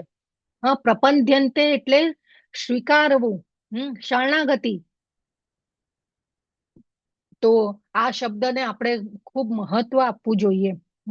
આગળ પણ આપણે બીજા અધ્યાયમાં જોઈ ગયા હતા, કાર્પણ્ય દોષો પહત સ્વભાવ. ભગવાનની શરણાગતિ અર્જુનજીએ સ્વીકારી ત્યારે ભગવાને જ્ઞાન આપવાનું ચાલુ કર્યું. તો આ ભગવદ્ ગીતાનું જ્ઞાન પણ જ્યારે આપણે ભગવાનની શરણાગતિ સ્વીકારીશું ત્યારે આપણે આ જ્ઞાનને વધારે ને વધારે સમજી શકીશું. તો ઘણીવાર ભગવાનને કઈ ન હોય ઘરમાં, ભગવાને તો આગળ કહ્યું છે પત્રમ પુષ્પમ ફલમ તોયમ. તો કઈ ન હોય તો મને ખાલી પત્ર, પુષ્પ અને એ રીતે મને અર્પિત કરો તો પણ હું તો ખુશ થઈ જઈશ. ઘણીવાર ઘણાની પાસે કરોડો રૂપિયા હોય ને દાન પુણ્ય કરતા હોય મંદિરોમાં ને પાછા 10 જણાને ખબર પડે એવી રીતે કરતા હોય. હં? પરંતુ ભગવાન કહે છે કે એક નાની વાડકી દૂધ કે એક નાનો ફ્રૂટ મને તમે ભાવથી આપશો તો હું એનો પણ સ્વીકાર કરીશ. હમ તો આ રીતે ભગવાન કહે છે, અહીંયા આપણને ખૂબ સુંદર રીતે સમજાવે છે. હમ તો જો આ બધા જે ભક્તો છે, ગાય તો ભગવાનને ખૂબ વાલી છે. હં? અને અહીંયા બલરામજી ભગવાનની સેવા કરી રહ્યા છે. અનેક જેને કહેવાય ને કે ભગવાનના જે સખાઓ હતા, કેટલા આપણને જોઈએ છે, આપણે અહીંયા ચિત્રમાં જોઈ રહ્યા છીએ કેવા કેવા પુણ્યો કર્યા હશે અને કઈ રીતે ભગવાનની અનન્ય ભક્તિ કરી હશે કે અત્યારે ભગવાનની સાથે છે. તો આ બધા ચિત્રો જોઈને આપણને પણ ઈચ્છા થવી જોઈએ અંદરથી કે આપણે પણ ભગવાન પાસે જવું છે. અને આપણે પણ ભગવાનની સાથે હોઈએ તો કેટલો જેને કહેવાય ને કે સુંદર ચિત્રો છે. ખૂબ સુંદર રીતે તો ભગવાનને ગાય તો કેટલી વાલી છે. તો ભક્તિ યોગના આ તબક્કાઓ આપેલા છે કે તમે ભગવાને કીધું એ અથામામ પ્રપદ્યંતે, તમે મારી શરણાગતિ કેવી રીતે સ્વીકારશો, એના માટે તમારે શું કરવાનું છે. તો એના માટે ભક્તિ યોગના 9 તબક્કાઓ છે. તો જેમ જેમ આપણે ભગવાન વિશે શ્રવણમ કરશું અને ભગવાન વિશે જાણીશું, ભગવદ્ ગીતાને જાણીશું, તો આપણામાં શ્રદ્ધા ડેવલપ થશે અને શ્રદ્ધાથી શરૂઆત થાય છે. તમારામાં થોડી શ્રદ્ધા હતી એટલા માટે તમે આ કોર્સમાં રજીસ્ટર કરાવ્યું, શ્રદ્ધા હતી એટલે તમે આવ્યા અને તમારામાં એટલી શ્રદ્ધા વધારે છે. એ પછી તમે સાધુ સંગ કર્યો. આપણે બધા અત્યારે ભક્તોની સંગત, તમને મારો સંગ મળ્યો, તમારા બધાનો મને મળ્યો, અને આપણે અહીં ભક્તિની ચર્ચા કરી રહ્યા છીએ. એ પછી આપણે અહીં ભેગા મળીને ભગવાનના શબ્દોની ચર્ચા કરીએ છીએ. તો એ ભજન ક્રિયા થઈ. અને આપણે એ ભજન ક્રિયા જયારે કરશું, આ બધા સાધુ સંઘમાં રહીને આપણે ભગવાન વિશે જાણીશું, તો આપણામાંથી અનર્થ નિવૃત્તિઓ થતી જશે. આપણામાંથી કામ, ક્રોધ, લોભ, મોહ, મદ અને મત્સર ઓછા થતા જશે અને આપણામાં ભગવાન વિશેની નિષ્ઠા, સ્થિરતા વધતી જશે. અને જેમ જેમ નિષ્ઠા અને સ્થિરતા આવશે એમ આપણને ભગવાનમાં આસક્તિ થતી જશે. અને આસક્તિ જ્યારે થાય ત્યારે શ્રદ્ધા વધે અને આપણને ભગવાન પ્રત્યે પ્રેમ આવે. ભાવ અને પ્રેમ વધતો જાય આપણો. તો ભાવની જ્યારે ઉચ્ચતા આવે ત્યારે આપણે શુદ્ધ પ્રેમ આપણામાં પ્રગટ થાય અને આને નવધા ભક્તિ કહેવામાં આવે છે. તો જો ભગવાનને કેવી રીતે બધાએ ભજ્યા એનું આ બધા ઉદાહરણ છે. તો શ્રવણમમાં કોણ છે? હરે કૃષ્ણ. પરીક્ષિત મહારાજ. હરે કૃષ્ણ. પરીક્ષિત મહારાજ. કીર્તનમમાં કોણ છે? નારદજી. મીરાબાઈ. ના, મીરાબાઈ છે કીર્તનમમાં. કીર્તનમાં મીરાબાઈ. તો આ જે ભક્તોએ બધી ભક્તિ કરી, તો શ્રવણમ કીર્તનમ વિષ્ણુ સ્મરણમ પાદ સેવનમ અર્ચનમ વંદનમ દાસ્યમ સાખ્યમ આત્મનિવેદનમ. તો ભગવાનની ભક્તિ આપણે ભગવાન સાથે અલગ અલગ રૂપમાં આપણે ભગવાન સાથે રેસિપ્રોકેટ કરી શકીએ છીએ. કોઈ શ્રવણમથી કરે, કોઈ કીર્તનમથી કરે, કોઈ સ્મરણમથી કરે. તો આ રીતે ભક્તોએ અલગ અલગ આ ભક્તિના પ્રકાર છે. તો સ્મરણમમાં કોણ છે? સ્મરણમ આપણા ઇસ્કોનના હરિદાસ ઠાકુર ઇસ્કોનના સંપ્રદાયના નામાચાર્ય કહેવાય છે. પાદસેવનમમાં કોણ છે? પાદસેવનમ લક્ષ્મીજી. યસ. અર્ચનમમાં નહીં, પૃથુ મહારાજ. વંદનમ ધ્રુવ મહારાજ. અને દાસ્યમમાં હનુમાનજી. સાખ્યમ અર્જુનજી. અને નિવેદનમાં કોણ છે? બલી મહારાજ છે, જેમને આત્મનિવેદન કર્યું હતું. તો આ રીતે આ બધા ભગવાનના ખૂબ ઉચ્ચ કોટીના ભક્તો થઈ ગયા અને આ રીતે ભક્તિ કરી. કોઈએ શ્રવણમથી કરી, કોઈએ કીર્તનમથી કરી, સ્મરણમથી કરી. આ રીતે ભગવાનની ભક્તિ કરી અને ઉચ્ચ ભક્તો થયા. તો આ રીતે આપણને પણ ભગવાને કહે છે કે મારી સાથે રેસિપ્રોકેટ કરો, હું તમને મારા ધામમાં પાછા બોલાવી લઈશ. હમ. તો હવે ભગવાન કે છે કે આ જગતમાં મનુષ્યો સકામ કર્મોમાં સિદ્ધિ ઈચ્છે છે ને દેવોને પૂજે છે. નિસંદેહ આ જગતમાં મનુષ્યને સકામ કર્મના ફળ જલ્દી પ્રાપ્ત થાય છે. તો આપણે જોઈએ છે કે આપણને ભૌતિક જગતમાં બધું જ જોઈએ છે. હા, પૈસા જોઈએ છે, હા, પુત્ર પત્ની, શું ન જોઈએ. હા, દરેક વસ્તુની જરૂર પડે અને જોઈએ. એટલે સકામ કર્મોના ફળ માટે ભગવાને દેવી દેવતાઓને રાખ્યા છે. હા, લક્ષ્મી જોઈતી હોય તો લક્ષ્મીજીનું યજન કરે છે. કોઈ સ્વાસ્થ્ય જોઈતું હોય તો સૂર્યદેવનું પૂજન કરે છે. જ્ઞાન જોઈતું હોય તો સરસ્વતીનું પૂજન કરે છે. હમ આપણે પરંતુ અહીંયા ભગવાન શું કે છે કે બધા દેવોનું આપણે ખૂબ જ સન્માન અને આદર કરવો જોઈએ. બધા દેવોને ભગવાને અલગ અલગ જવાબદારી આપેલી છે. જેવી રીતે વડાપ્રધાન છે, આપણા દેશના વડાપ્રધાન છે, અને અલગ અલગ રાજ્યોને અલગ અલગ મિનિસ્ટ્રી આપેલી છે. શિક્ષણ ખાતું, પછી બધા અલગ અલગ ખાતા સોંપેલા છે. એવી રીતે આ બ્રહ્માંડનો કારભાર પણ કેવી રીતે ચાલે છે કે ભગવાને અલગ અલગ દેવી દેવતાઓને અલગ અલગ કાર્ય સોંપેલા છે. પરંતુ આ જે દેવી દેવતાઓ છે, એ કોના જેવા છે? કાકા મામા જેવા. કે બાળકને ચોકલેટ જોઈતી હોય, પરંતુ માતા શું કે ના ભાઈ, તારી તબિયત નથી સારી, તું ચોકલેટ ખાઈશ તો માંદો પડીશ, તું બીમાર પડી જઈશ. પરંતુ કાકા મામા કોઈક દિવસ આપણા ઘરે આવેલા હોય અને કે ભાઈ ચલો ને આપી દો ને હવે આજે તો કાકા મામા છે એ ચોકલેટ એમને આપી દે બાળકને કે ભાઈ આ હું ક્યારે કઈ વારે વારે થોડું આવવાનું છું. ભાઈ આપી દો. તો આ દેવી દેવતાઓ કોણ છે? કાકા મામા જેવા. હે ને? તો દેવી દેવતાઓ હંમેશા જલ્દીથી એ ફળ આપી દે છે જયારે દેવી દેવતાઓને પૂજવામાં આવે ત્યારે. પરંતુ ભગવાન કેવા છે? આપણા માતા પિતા જેવા. ભગવાનને ખબર છે કે આને શું જરૂર છે, ક્યારે જરૂર છે, કઈ જરૂર છે.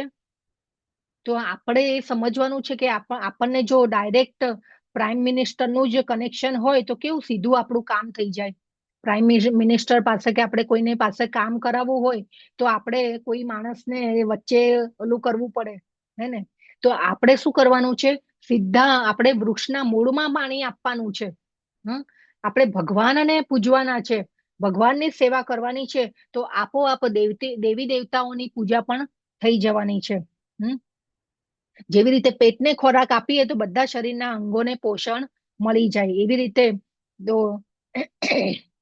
તો એટલા માટે સકામ કર્મ માટે દેવી દેવતાઓને ઓથોરાઇઝ કર્યા છે ભગવાને. આ રીતે હવે ભગવાન કે છે કે ભૌતિક પ્રકૃતિના 3 ગુણો તથા તેમની સાથે સંકળાયેલા કર્મ અનુસાર માનવ સમાજના 4 વર્ણોની રચના કરી છે. અને આ વ્યવસ્થા કોને કરી છે? ભગવાને બનાવી છે.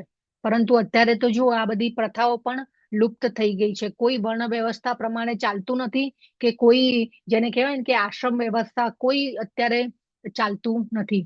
તો ભગવાન કે છે કે હું આ વ્યવસ્થાનો અધિકારી છું, પણ એ અધિકારી હોવા છતાં હું અકર્તા છું. ભગવાનને ભગવાન કે છે આ બધી વ્યવસ્થા મેં કરી છે, પણ આ વ્યવસ્થાનો એક હું ભાગ છું, પરંતુ હું અકર્તા છું. જેવી રીતે રાજા હોય, રાજ્ય ચલાવતા હોય, પણ રાજાને કોઈ કાર્ય કરવા માટે બંધાતા નથી. એમને નીચે બધા ખાતા સોંપેલા હોય. તો ભગવાન આ રીતે અકર્તા છે. પણ વ્યવસ્થા કોને બનાવી છે? ભગવાને બનાવી છે કે સમાજ વ્યવસ્થા સારી રીતે જળવાય અને સમાજમાં કાયદો વ્યવસ્થા બધું સારી રીતે જળવાય. તો આ ભગવાને વ્યવસ્થા કેમ બનાવી? તો એનો જવાબ ભગવાન હવે શ્લોકોમાં આપે છે. તો ભગવાન કે છે મને કોઈ કર્મ પ્રભાવિત કરતું નથી અને મને કર્મના ફળની આકાંક્ષા પણ નથી. મારા વિશેના જે મનુષ્ય મારા વિશેના સત્યને જાણે છે એ પણ કર્મના ફળ દ્વારા બદ્ધ થતો નથી. તો ભગવાન કે છે મને કોઈ ફળની આશા નથી.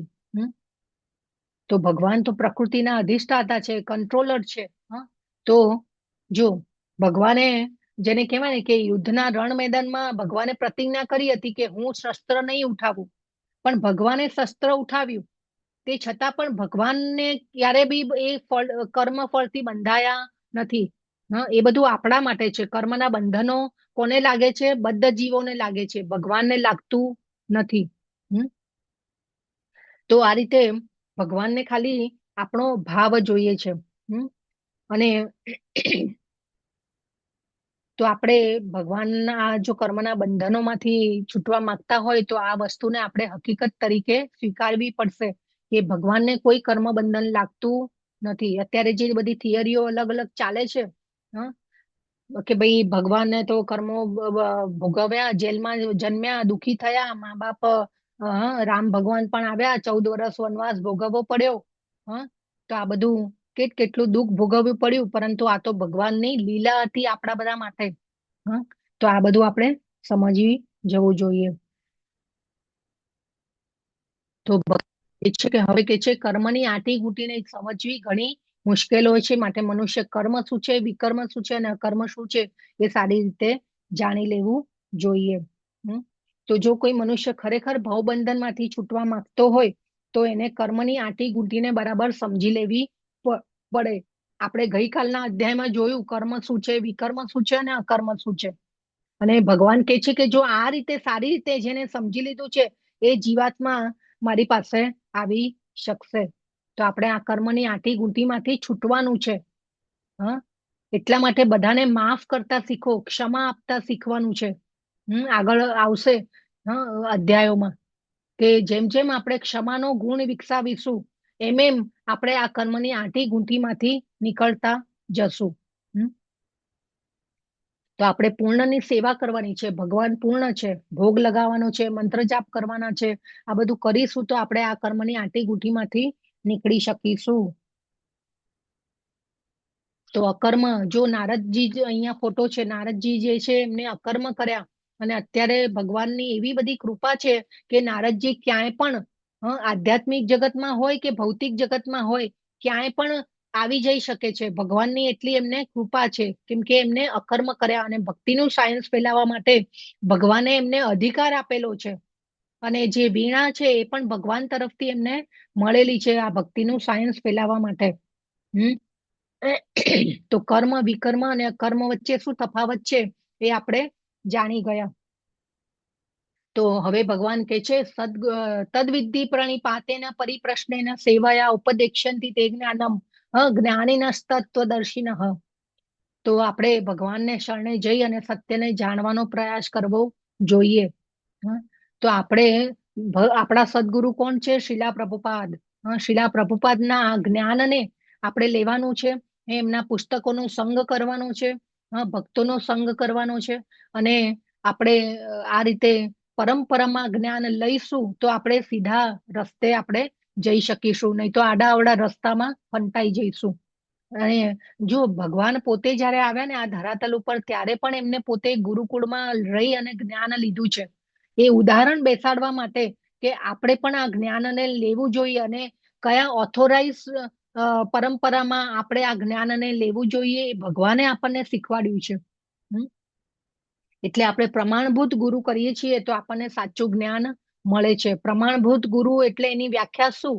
પ્રમાણભૂત ગુરુ એટલે કે જેને તત્વને જાણ્યું છે, જેને કૃષ્ણને જાણ્યા છે, અને એ જ આચરણ બરાબર એમનું આચરણ પર શાસ્ત્રોના નિયમો પ્રમાણે એ કરે છે કે નહીં, એવા ગુરુ પાસેથી આપણે જ્ઞાન લેવાનું છે. તો ગુરુ શિષ્ય પરંપરા ભગવાને જ શરૂ કરી છે. એ ઉદાહરણ પોતે બન્યા છે. અર્જુને પણ શિષ્યત્વ સ્વીકાર્યું છે. એટલે આપણે પણ પ્રમાણભૂત ગુરુ કરીએ છીએ તો આપણે સરળ રીતે આપણે આ જ્ઞાનને અંદર આપણી ઉતારી શકીએ છીએ. તો આ ખૂબ મહત્વના શ્લોક છે બધા.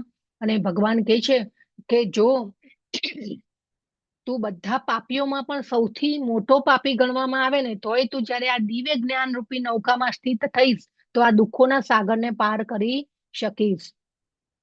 કેટલું મોટું સ્ટેટમેન્ટ આપી દીધું છે ભગવાને અહીંયા. કે ગમે તેટલા પાપો કર્યા હશે, મોટો પાપોમાં પાપી હશે તો પણ તું આ મારું જ્ઞાન લઈને મારી પાસે આવી શકીશ ને આ ભવસાગરમાંથી પાર થઈ શકીશ. કેટલું મોટું સ્ટેટમેન્ટ છે, બહુ મોટું સ્ટેટમેન્ટ કહેવાય ભગવાનનું. ભગવાને ભગવદ્ ગીતામાં વારંવાર આપણને ગેરંટી આપી છે કે મારી શરણાગતિ સ્વીકાર કરી લો, હું તમને બધામાંથી બચાવીશ. પરંતુ આપણી શ્રદ્ધા ઘણીવાર ડગમગી જાય છે. એ કેમ ડગમગી જાય છે? કેમ કે આપણું ધાર્યું થતું નથી, હે ને? એટલા માટે આપણે ઘણીવાર આપણી શ્રદ્ધા ડગમગી જાય છે, ભગવાન પરનો વિશ્વાસ ઉઠી જાય છે. પરંતુ જો આ વિશ્વાસ હશે ને તો આપણે આ ભવસાગરમાંથી પાર થઈ શકીશું. એક મૃગારી કરીને વ્યક્તિ હતો, નારદજીનો ખાલી સંગ થયો, મૃગારી જેને કહેવાય ને કે પાપી, કેટલું પાપી, આમ બધા જેને કહેવાય કે પશુ પક્ષીઓને અધમુઆ છોડી દે, હા, પૂરા મારે નહીં, પરંતુ એવું એક તીર છોડી દે કે એ પશુ હોય પક્ષી હોય શિકાર કરે અને એને અધમુઓ છોડી એને એવી રીતે મારે કે એ મરે નહીં, પણ કહેવાય ને કે રીબાય અંદર, એવો પાપી હતો મૃગારી. પરંતુ નારદજીનો સંગ થયો, મૃગારી જેને કહેવાય ને કે મોટા ભક્ત બની ગયા. તો અને એ સંગ એટલે આના ઉપરથી શું સમજાય છે આપણને કે ભક્તોનો સંગ કરવાનો છે તો આપણે પણ ઉગરી જઈશું, હા, આ ભવસાગરમાંથી. તો આ ખૂબ મહત્વનું છે. જે અજ્ઞાન આ શાસ્ત્રો કરે છે તેઓ નથી. તો જો અહીંયા શું ને જેને કહેવાય ને કે એ જોઈ જયારે આપણે શંકા હોય છે વોઇસ આપણે બ્રેક થાય છે માતાજી. જાય છે. હરે કૃષ્ણ માતાજી, તમારો વોઇસ બ્રેક થાય છે.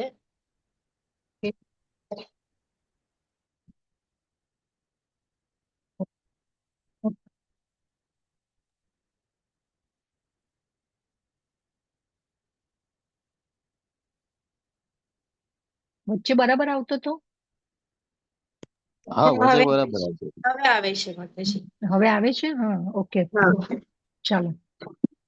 તો આપણે શાસ્ત્રો પર શંકા ન કરવી જોઈએ એવું અહીંયા આપણને ભગવાન જણાવી રહ્યા છે. જો શંકા કરશું તો આપણે ગઈકાલે જોયું હતું ને કે શંકાઓ કેવી હોય છે, અસુર જેવી હોય છે, હા, એટલા માટે ભગવાને કેશવ કહીને સંબોધન કર્યું હતું અર્જુનજીએ ભગવાનને.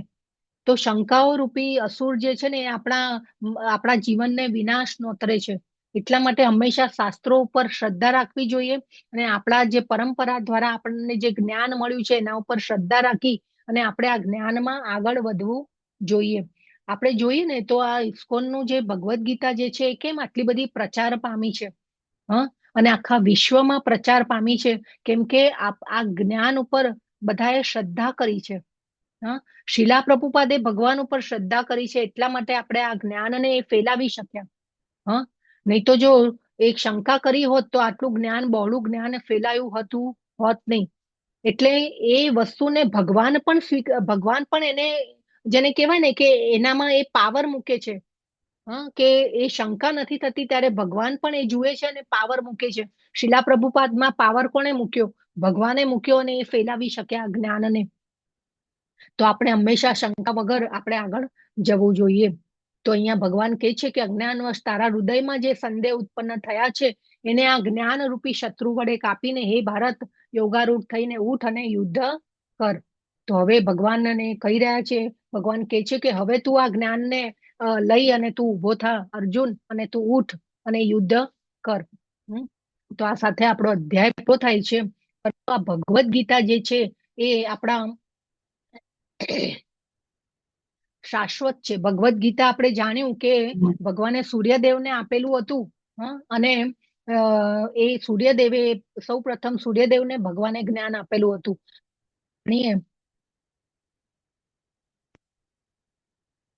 તો એ જે સમયનો ચાર્ટ છે એને આપણે સમજવાનું છે કે કાળ જે છે એ શાશ્વત છે.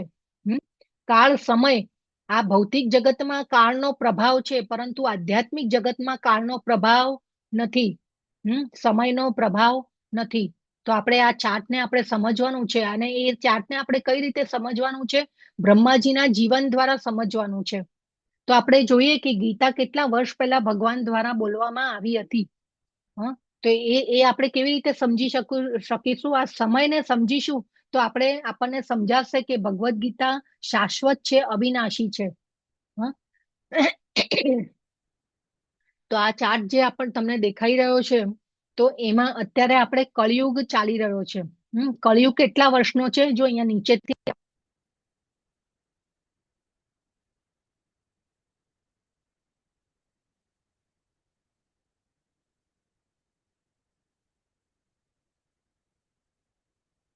માતાજી અવાજ નહીં આવતો.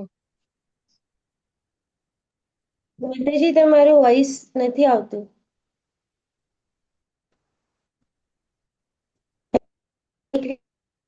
માતાજી તમારું voice નથી. હરે કૃષ્ણ માતાજી, તમારો વોઇસ બિલકુલ નથી આવતો.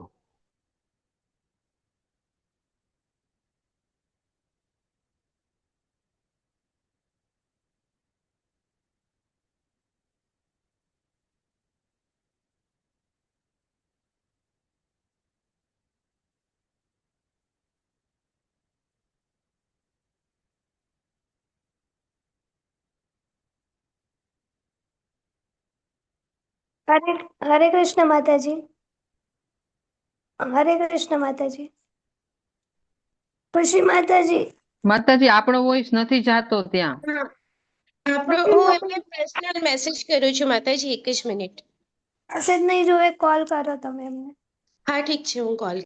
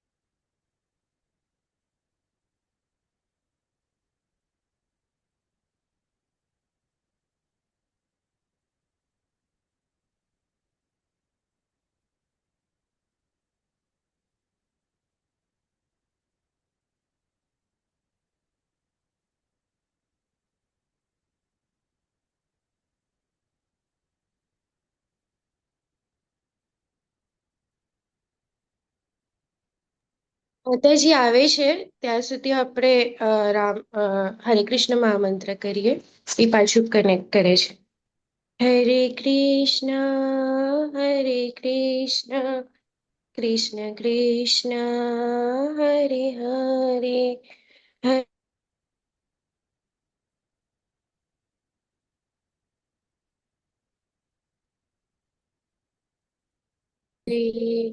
હરે કૃષ્ણ કૃષ્ણ હરે હરે કૃષ્ણ કૃષ્ણ કૃષ્ણ કૃષ્ણ કૃષ્ણ હરે હરે હરે હરે રામ હરે હરે રામ રામ રામ રામ રામ રામ હરે હરે હરે. હરે ના હરે હરે કૃષ્ણ કૃષ્ણ હરે માતાજી, કૃષ્ણ. હવે આવે છે. હવે આવ્યો? ઓકે. હા ભગવાન ક્યારે માતાજી, આપણી પર. હા, હા, છેલ્લે 5-1 મિનિટ થી નતો આવતો, તો થોડું એકવાર પાછું સમજાવી દેજો. જી જી, ઓકે માતાજી. હા, ધન્યવાદ માતાજી. હરે આ નેટવર્ક, જો આપણે ટેકનોલોજી છે ને, ઘણીવાર આપણી ભગવાન પરીક્ષા કરતા હોય. ઓકે, ચાલો ફરી શું? તો અહીંયા સૌથી નીચેની છેલ્લી માં આપણને દેખાય યુગ. હમ આ અવાજ બરાબર? હમ. હરે કૃષ્ણ. બસ આરતી ભોઈ માતાજી, તમારે કંઈ કેવું છે? હરે કૃષ્ણ માતાજી. વોઇસ કટ થતો હતો. ઓકે. હા હા. તો નીચે છેલ્લી લાઈન 4 દેખાઈ રહ્યા માતાજી છે. માતાજી, કટ પાછું કટ થાય છે. ઓ, તો મેં હોટસ્પોટ કર્યું, મારા ફોનના નેટવર્ક થી બી કર્યું. માતાજી, માતાજી વિડીયો ઓફ કરો થોડી વાર એટલે થઈ જશે. હા, ઓકે, ચાલો. તો નીચેની 4 લાઈનમાં જે 4 યુગ દેખાય છે તમને, કળિયુગ, દ્વાપરયુગ, ત્રેતાયુગ અને સતયુગ. હમ તો એમાં આપણે કળિયુગ થી નીચે ચાલુ કરીએ તો કળિયુગ જે છે અત્યારે 4,32,000 વર્ષનો છે. હા, અને 4,32,000 વર્ષનો કળિયુગ છે. એનાથી ડબલ વર્ષનો દ્વાપર યુગ હતો. કળિયુગ થી 3 ગણો ત્રેતાયુગ હતો. જો નીચે અહીંયા વર્ષ પણ દેખાય છે. હા, ત્રેતાયુગના કેટલા વર્ષો હતા. એ પછી કળિયુગ થી 4 ગણો સતયુગ એ હતો. હવે આ વર્ષોને આપણે ગુણાકાર કરીએ, 1000 સાથે ગુણીએ અને જેટલા વર્ષો થાય. હવે આ જે કળિયુગ, દ્વાપર, ત્રેતા અને સતયુગનો સરવાળો કેટલો થાય? 43,20,000 વર્ષ. અને એને 1000 વડે ગુણીએ એટલે એ આખો એક કલ્પ બને. એ બ્રહ્માજીનો એક દિવસ છે. બ્રહ્માજીનો એક દિવસ કેટલા વર્ષનો છે? 4 બિલિયન મિલિયન 4.32 મિલિયન વર્ષ. અને આ દિવ્ય યુગને 71 આવા જે 71 દિવ્ય યુગ જ્યારે ભેગા થાય ત્યારે એક મન્વંતર બને.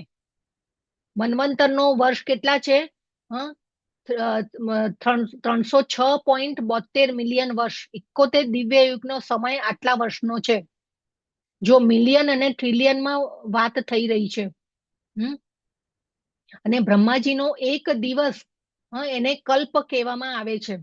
તો બ્રહ્માજીનો એક દિવસ કેટલા વર્ષોનો છે? 4.32 બિલિયન વર્ષ. અને એ વર્ષોમાં 14 મન્વંતર થાય છે. અને જેટલા સમયનો દિવસ એટલા જ સમયની એમની રાત. જુઓ, એટલે તમે વિચારો કે કેટલા વર્ષો આપણાથી, જેને કહેવાય ને કે આપણા પૃથ્વીના વર્ષોનો હિસાબ અને બ્રહ્માજી જે ગ્રહ પર રહે છે એમનો જે સમય છે એમાં કેટલું ડિફરન્સ છે. તો બ્રહ્માજીનું જીવન 100 વર્ષનું હોય છે. તો એ 100 વર્ષના જીવનમાં કેટલા વર્ષો થાય? 311.04 ટ્રિલિયન વર્ષ. 36,000 કલ્પ એ બ્રહ્માજીનો એક દિવસ અને એટલી જ રાત. અને એવા 100 વર્ષ બ્રહ્માજી જીવે છે.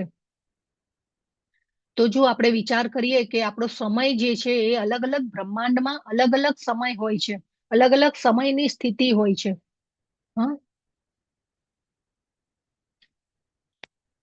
તો બ્રહ્માજીનું જીવન, જે અત્યારે બ્રહ્માજીના 50 વર્ષ વીતી ગયા છે અને 6 મન્વંતર પૂરા થયા છે. અને આપણે અત્યારે 28માં ચતુર્યુગમાં છીએ. 4 યુગના 27 ચક્ર પૂરા થયા છે અને અત્યારે આપણે 28 ચતુર્યુગમાં છીએ. અને 7મા મન્વંતરમાં છીએ આપણે. અને કલિયુગનો સમય કેટલો વીતી ગયો છે? 5117 વર્ષ વીતી ગયા છે. હજી એટલા વર્ષો બાકી છે. કળિયુગ કેટલા વર્ષનો છે? 4,32,000 વર્ષનો છે. અને એમાંથી હજી કેટલા વર્ષો વીત્યા છે? 5000, આમ લગભગ જેને કહેવાય ને કે 5117 વર્ષ વીતેલા છે. અને એ પછી આપણે જોઈએ કે અહીંયા તમને દેખાઈ રહ્યું હશે વર્ષોનો હિસાબ. બ્રહ્માજીનું જીવન પણ આપણે જોયું. એ રીતે બ્રહ્માજીનો અને આપણો સમયમાં કેટલો ફેરફાર છે. તો 4 યુગના 27 ચક્ર પૂરા થયા છે અને સત્ય, ત્રેતા અને દ્વાપર કલયુગનો સમય જે છે આ આટલા વર્ષોનો છે. મનુનું જીવનનો પણ અહીંયા હિસાબ આપેલો છે. આપણે જોઈએ કે જબરજસ્ત મિલિયન અને ટ્રિલિયનમાં વાત થઈ રહી છે અહીંયા. તો આ રીતે સાબિત થાય છે કે મનુના જન્મ પહેલા ભગવદ્ ગીતા ભગવાન દ્વારા એમના શિષ્ય સૂર્યદેવ વિવસ્વાનને બોલવામાં આવી હતી.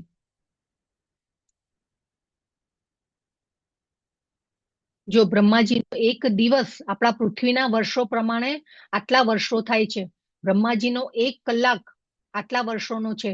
બ્રહ્માજીની 1 મિનિટ અને બ્રહ્માની 1 સેકન્ડ આપણા પૃથ્વીના વર્ષોનો વર્ષ પ્રમાણે હિસાબ અહીંયા બતાવવામાં આવેલો છે.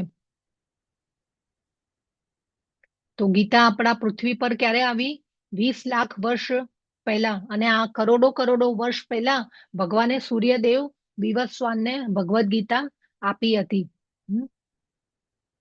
તો આ રીતે આપણે જોઈ શકીએ છીએ કે અલગ અલગ બ્રહ્માંડોમાં અલગ અલગ સમયની સ્થિતિ હોય છે. તો આપણે શ્રીમદ ભાગવતમમાં અત્યારે ખૂબ સુંદર રીતે ચાલી રહ્યું છે બધું. સૃષ્ટિનું સર્જન સમજાવવામાં આવે છે તો તમે બધા જરૂરથી જોડાઓ. આ શ્રીમદ ભાગવતમના ક્લાસમાં પણ અને ભગવાનના જ્ઞાનને આપણે જાણી શકીએ. તો આ રીતે સમયનો ચાર્ટ આપણે જોયો. તો આપણે એ વસ્તુને સમજવાની છે કે સમય કેટલો, જેને કહેવાય ને કે આપણે સમયને ક્યાં ઇન્વેસ્ટ કરવાનો છે. આપણી પાસે આપણે જેને કહેવાય ને કે ઓલા ચોમાસામાં આપણે જીવડાઓ ઉત્પન્ન થાય ને રાત્રે, ઓલી લાઈટની આગળ પાછળ એટલા બધા જેને કહેવાય ને કે ઓલા બધા જીવાતો ભેગી થાય ચોમાસામાં, અને એ પછી સવારે જોઈએ ને તો આમ નીચે ઢગલો થયેલો હોય. તો આપણું જીવન પણ છે ને બ્રહ્માજીના સમયને આપણે કાઉન્ટ કરીએ ને તો આપણું જીવન એ આ મચ્છરો અને જીવાતો જેટલું જ છે. તો એટલા માટે આપણી પાસે એટલો સમય નથી, એટલા માટે આપણે આપણા સમયને ક્યાં ઇન્વેસ્ટ કરવાનો છે એ આપણે સમજવાનું છે. અને આપણે ભગવાનને સમય આપવાનો છે. આ સમય આપીશું તો આપણે ભગવાન પાસે પહોંચી શકીશું અને ભક્તિમાં આગળ વધી શકીશું. તો આ સાથે આપણા ક્લાસને આપણે એન્ડ કરીએ. વાંછા કલ્પતરુભ્યશ્ચ કૃપા સિંધુભ્ય એવ ચ પતિતાનામ પાવનેભ્યો વૈષ્ણવેભ્યો નમો નમઃ. અનંત કોટી વૈષ્ણવ વૃંદ કી જય. ભગવદ ગીતાની જય. શ્રીલા પ્રભુપાદની જય. જય પતાકા ગુરુ સ્વામી મહારાજની જય. હરે કૃષ્ણ હરે કૃષ્ણ કૃષ્ણ કૃષ્ણ હરે હરે, હરે રામ રામ રામ હરે હરે. હરે કૃષ્ણ હરે કૃષ્ણ માતાજી. સર્વને. હરે કૃષ્ણ માતાજી. હરે કૃષ્ણ.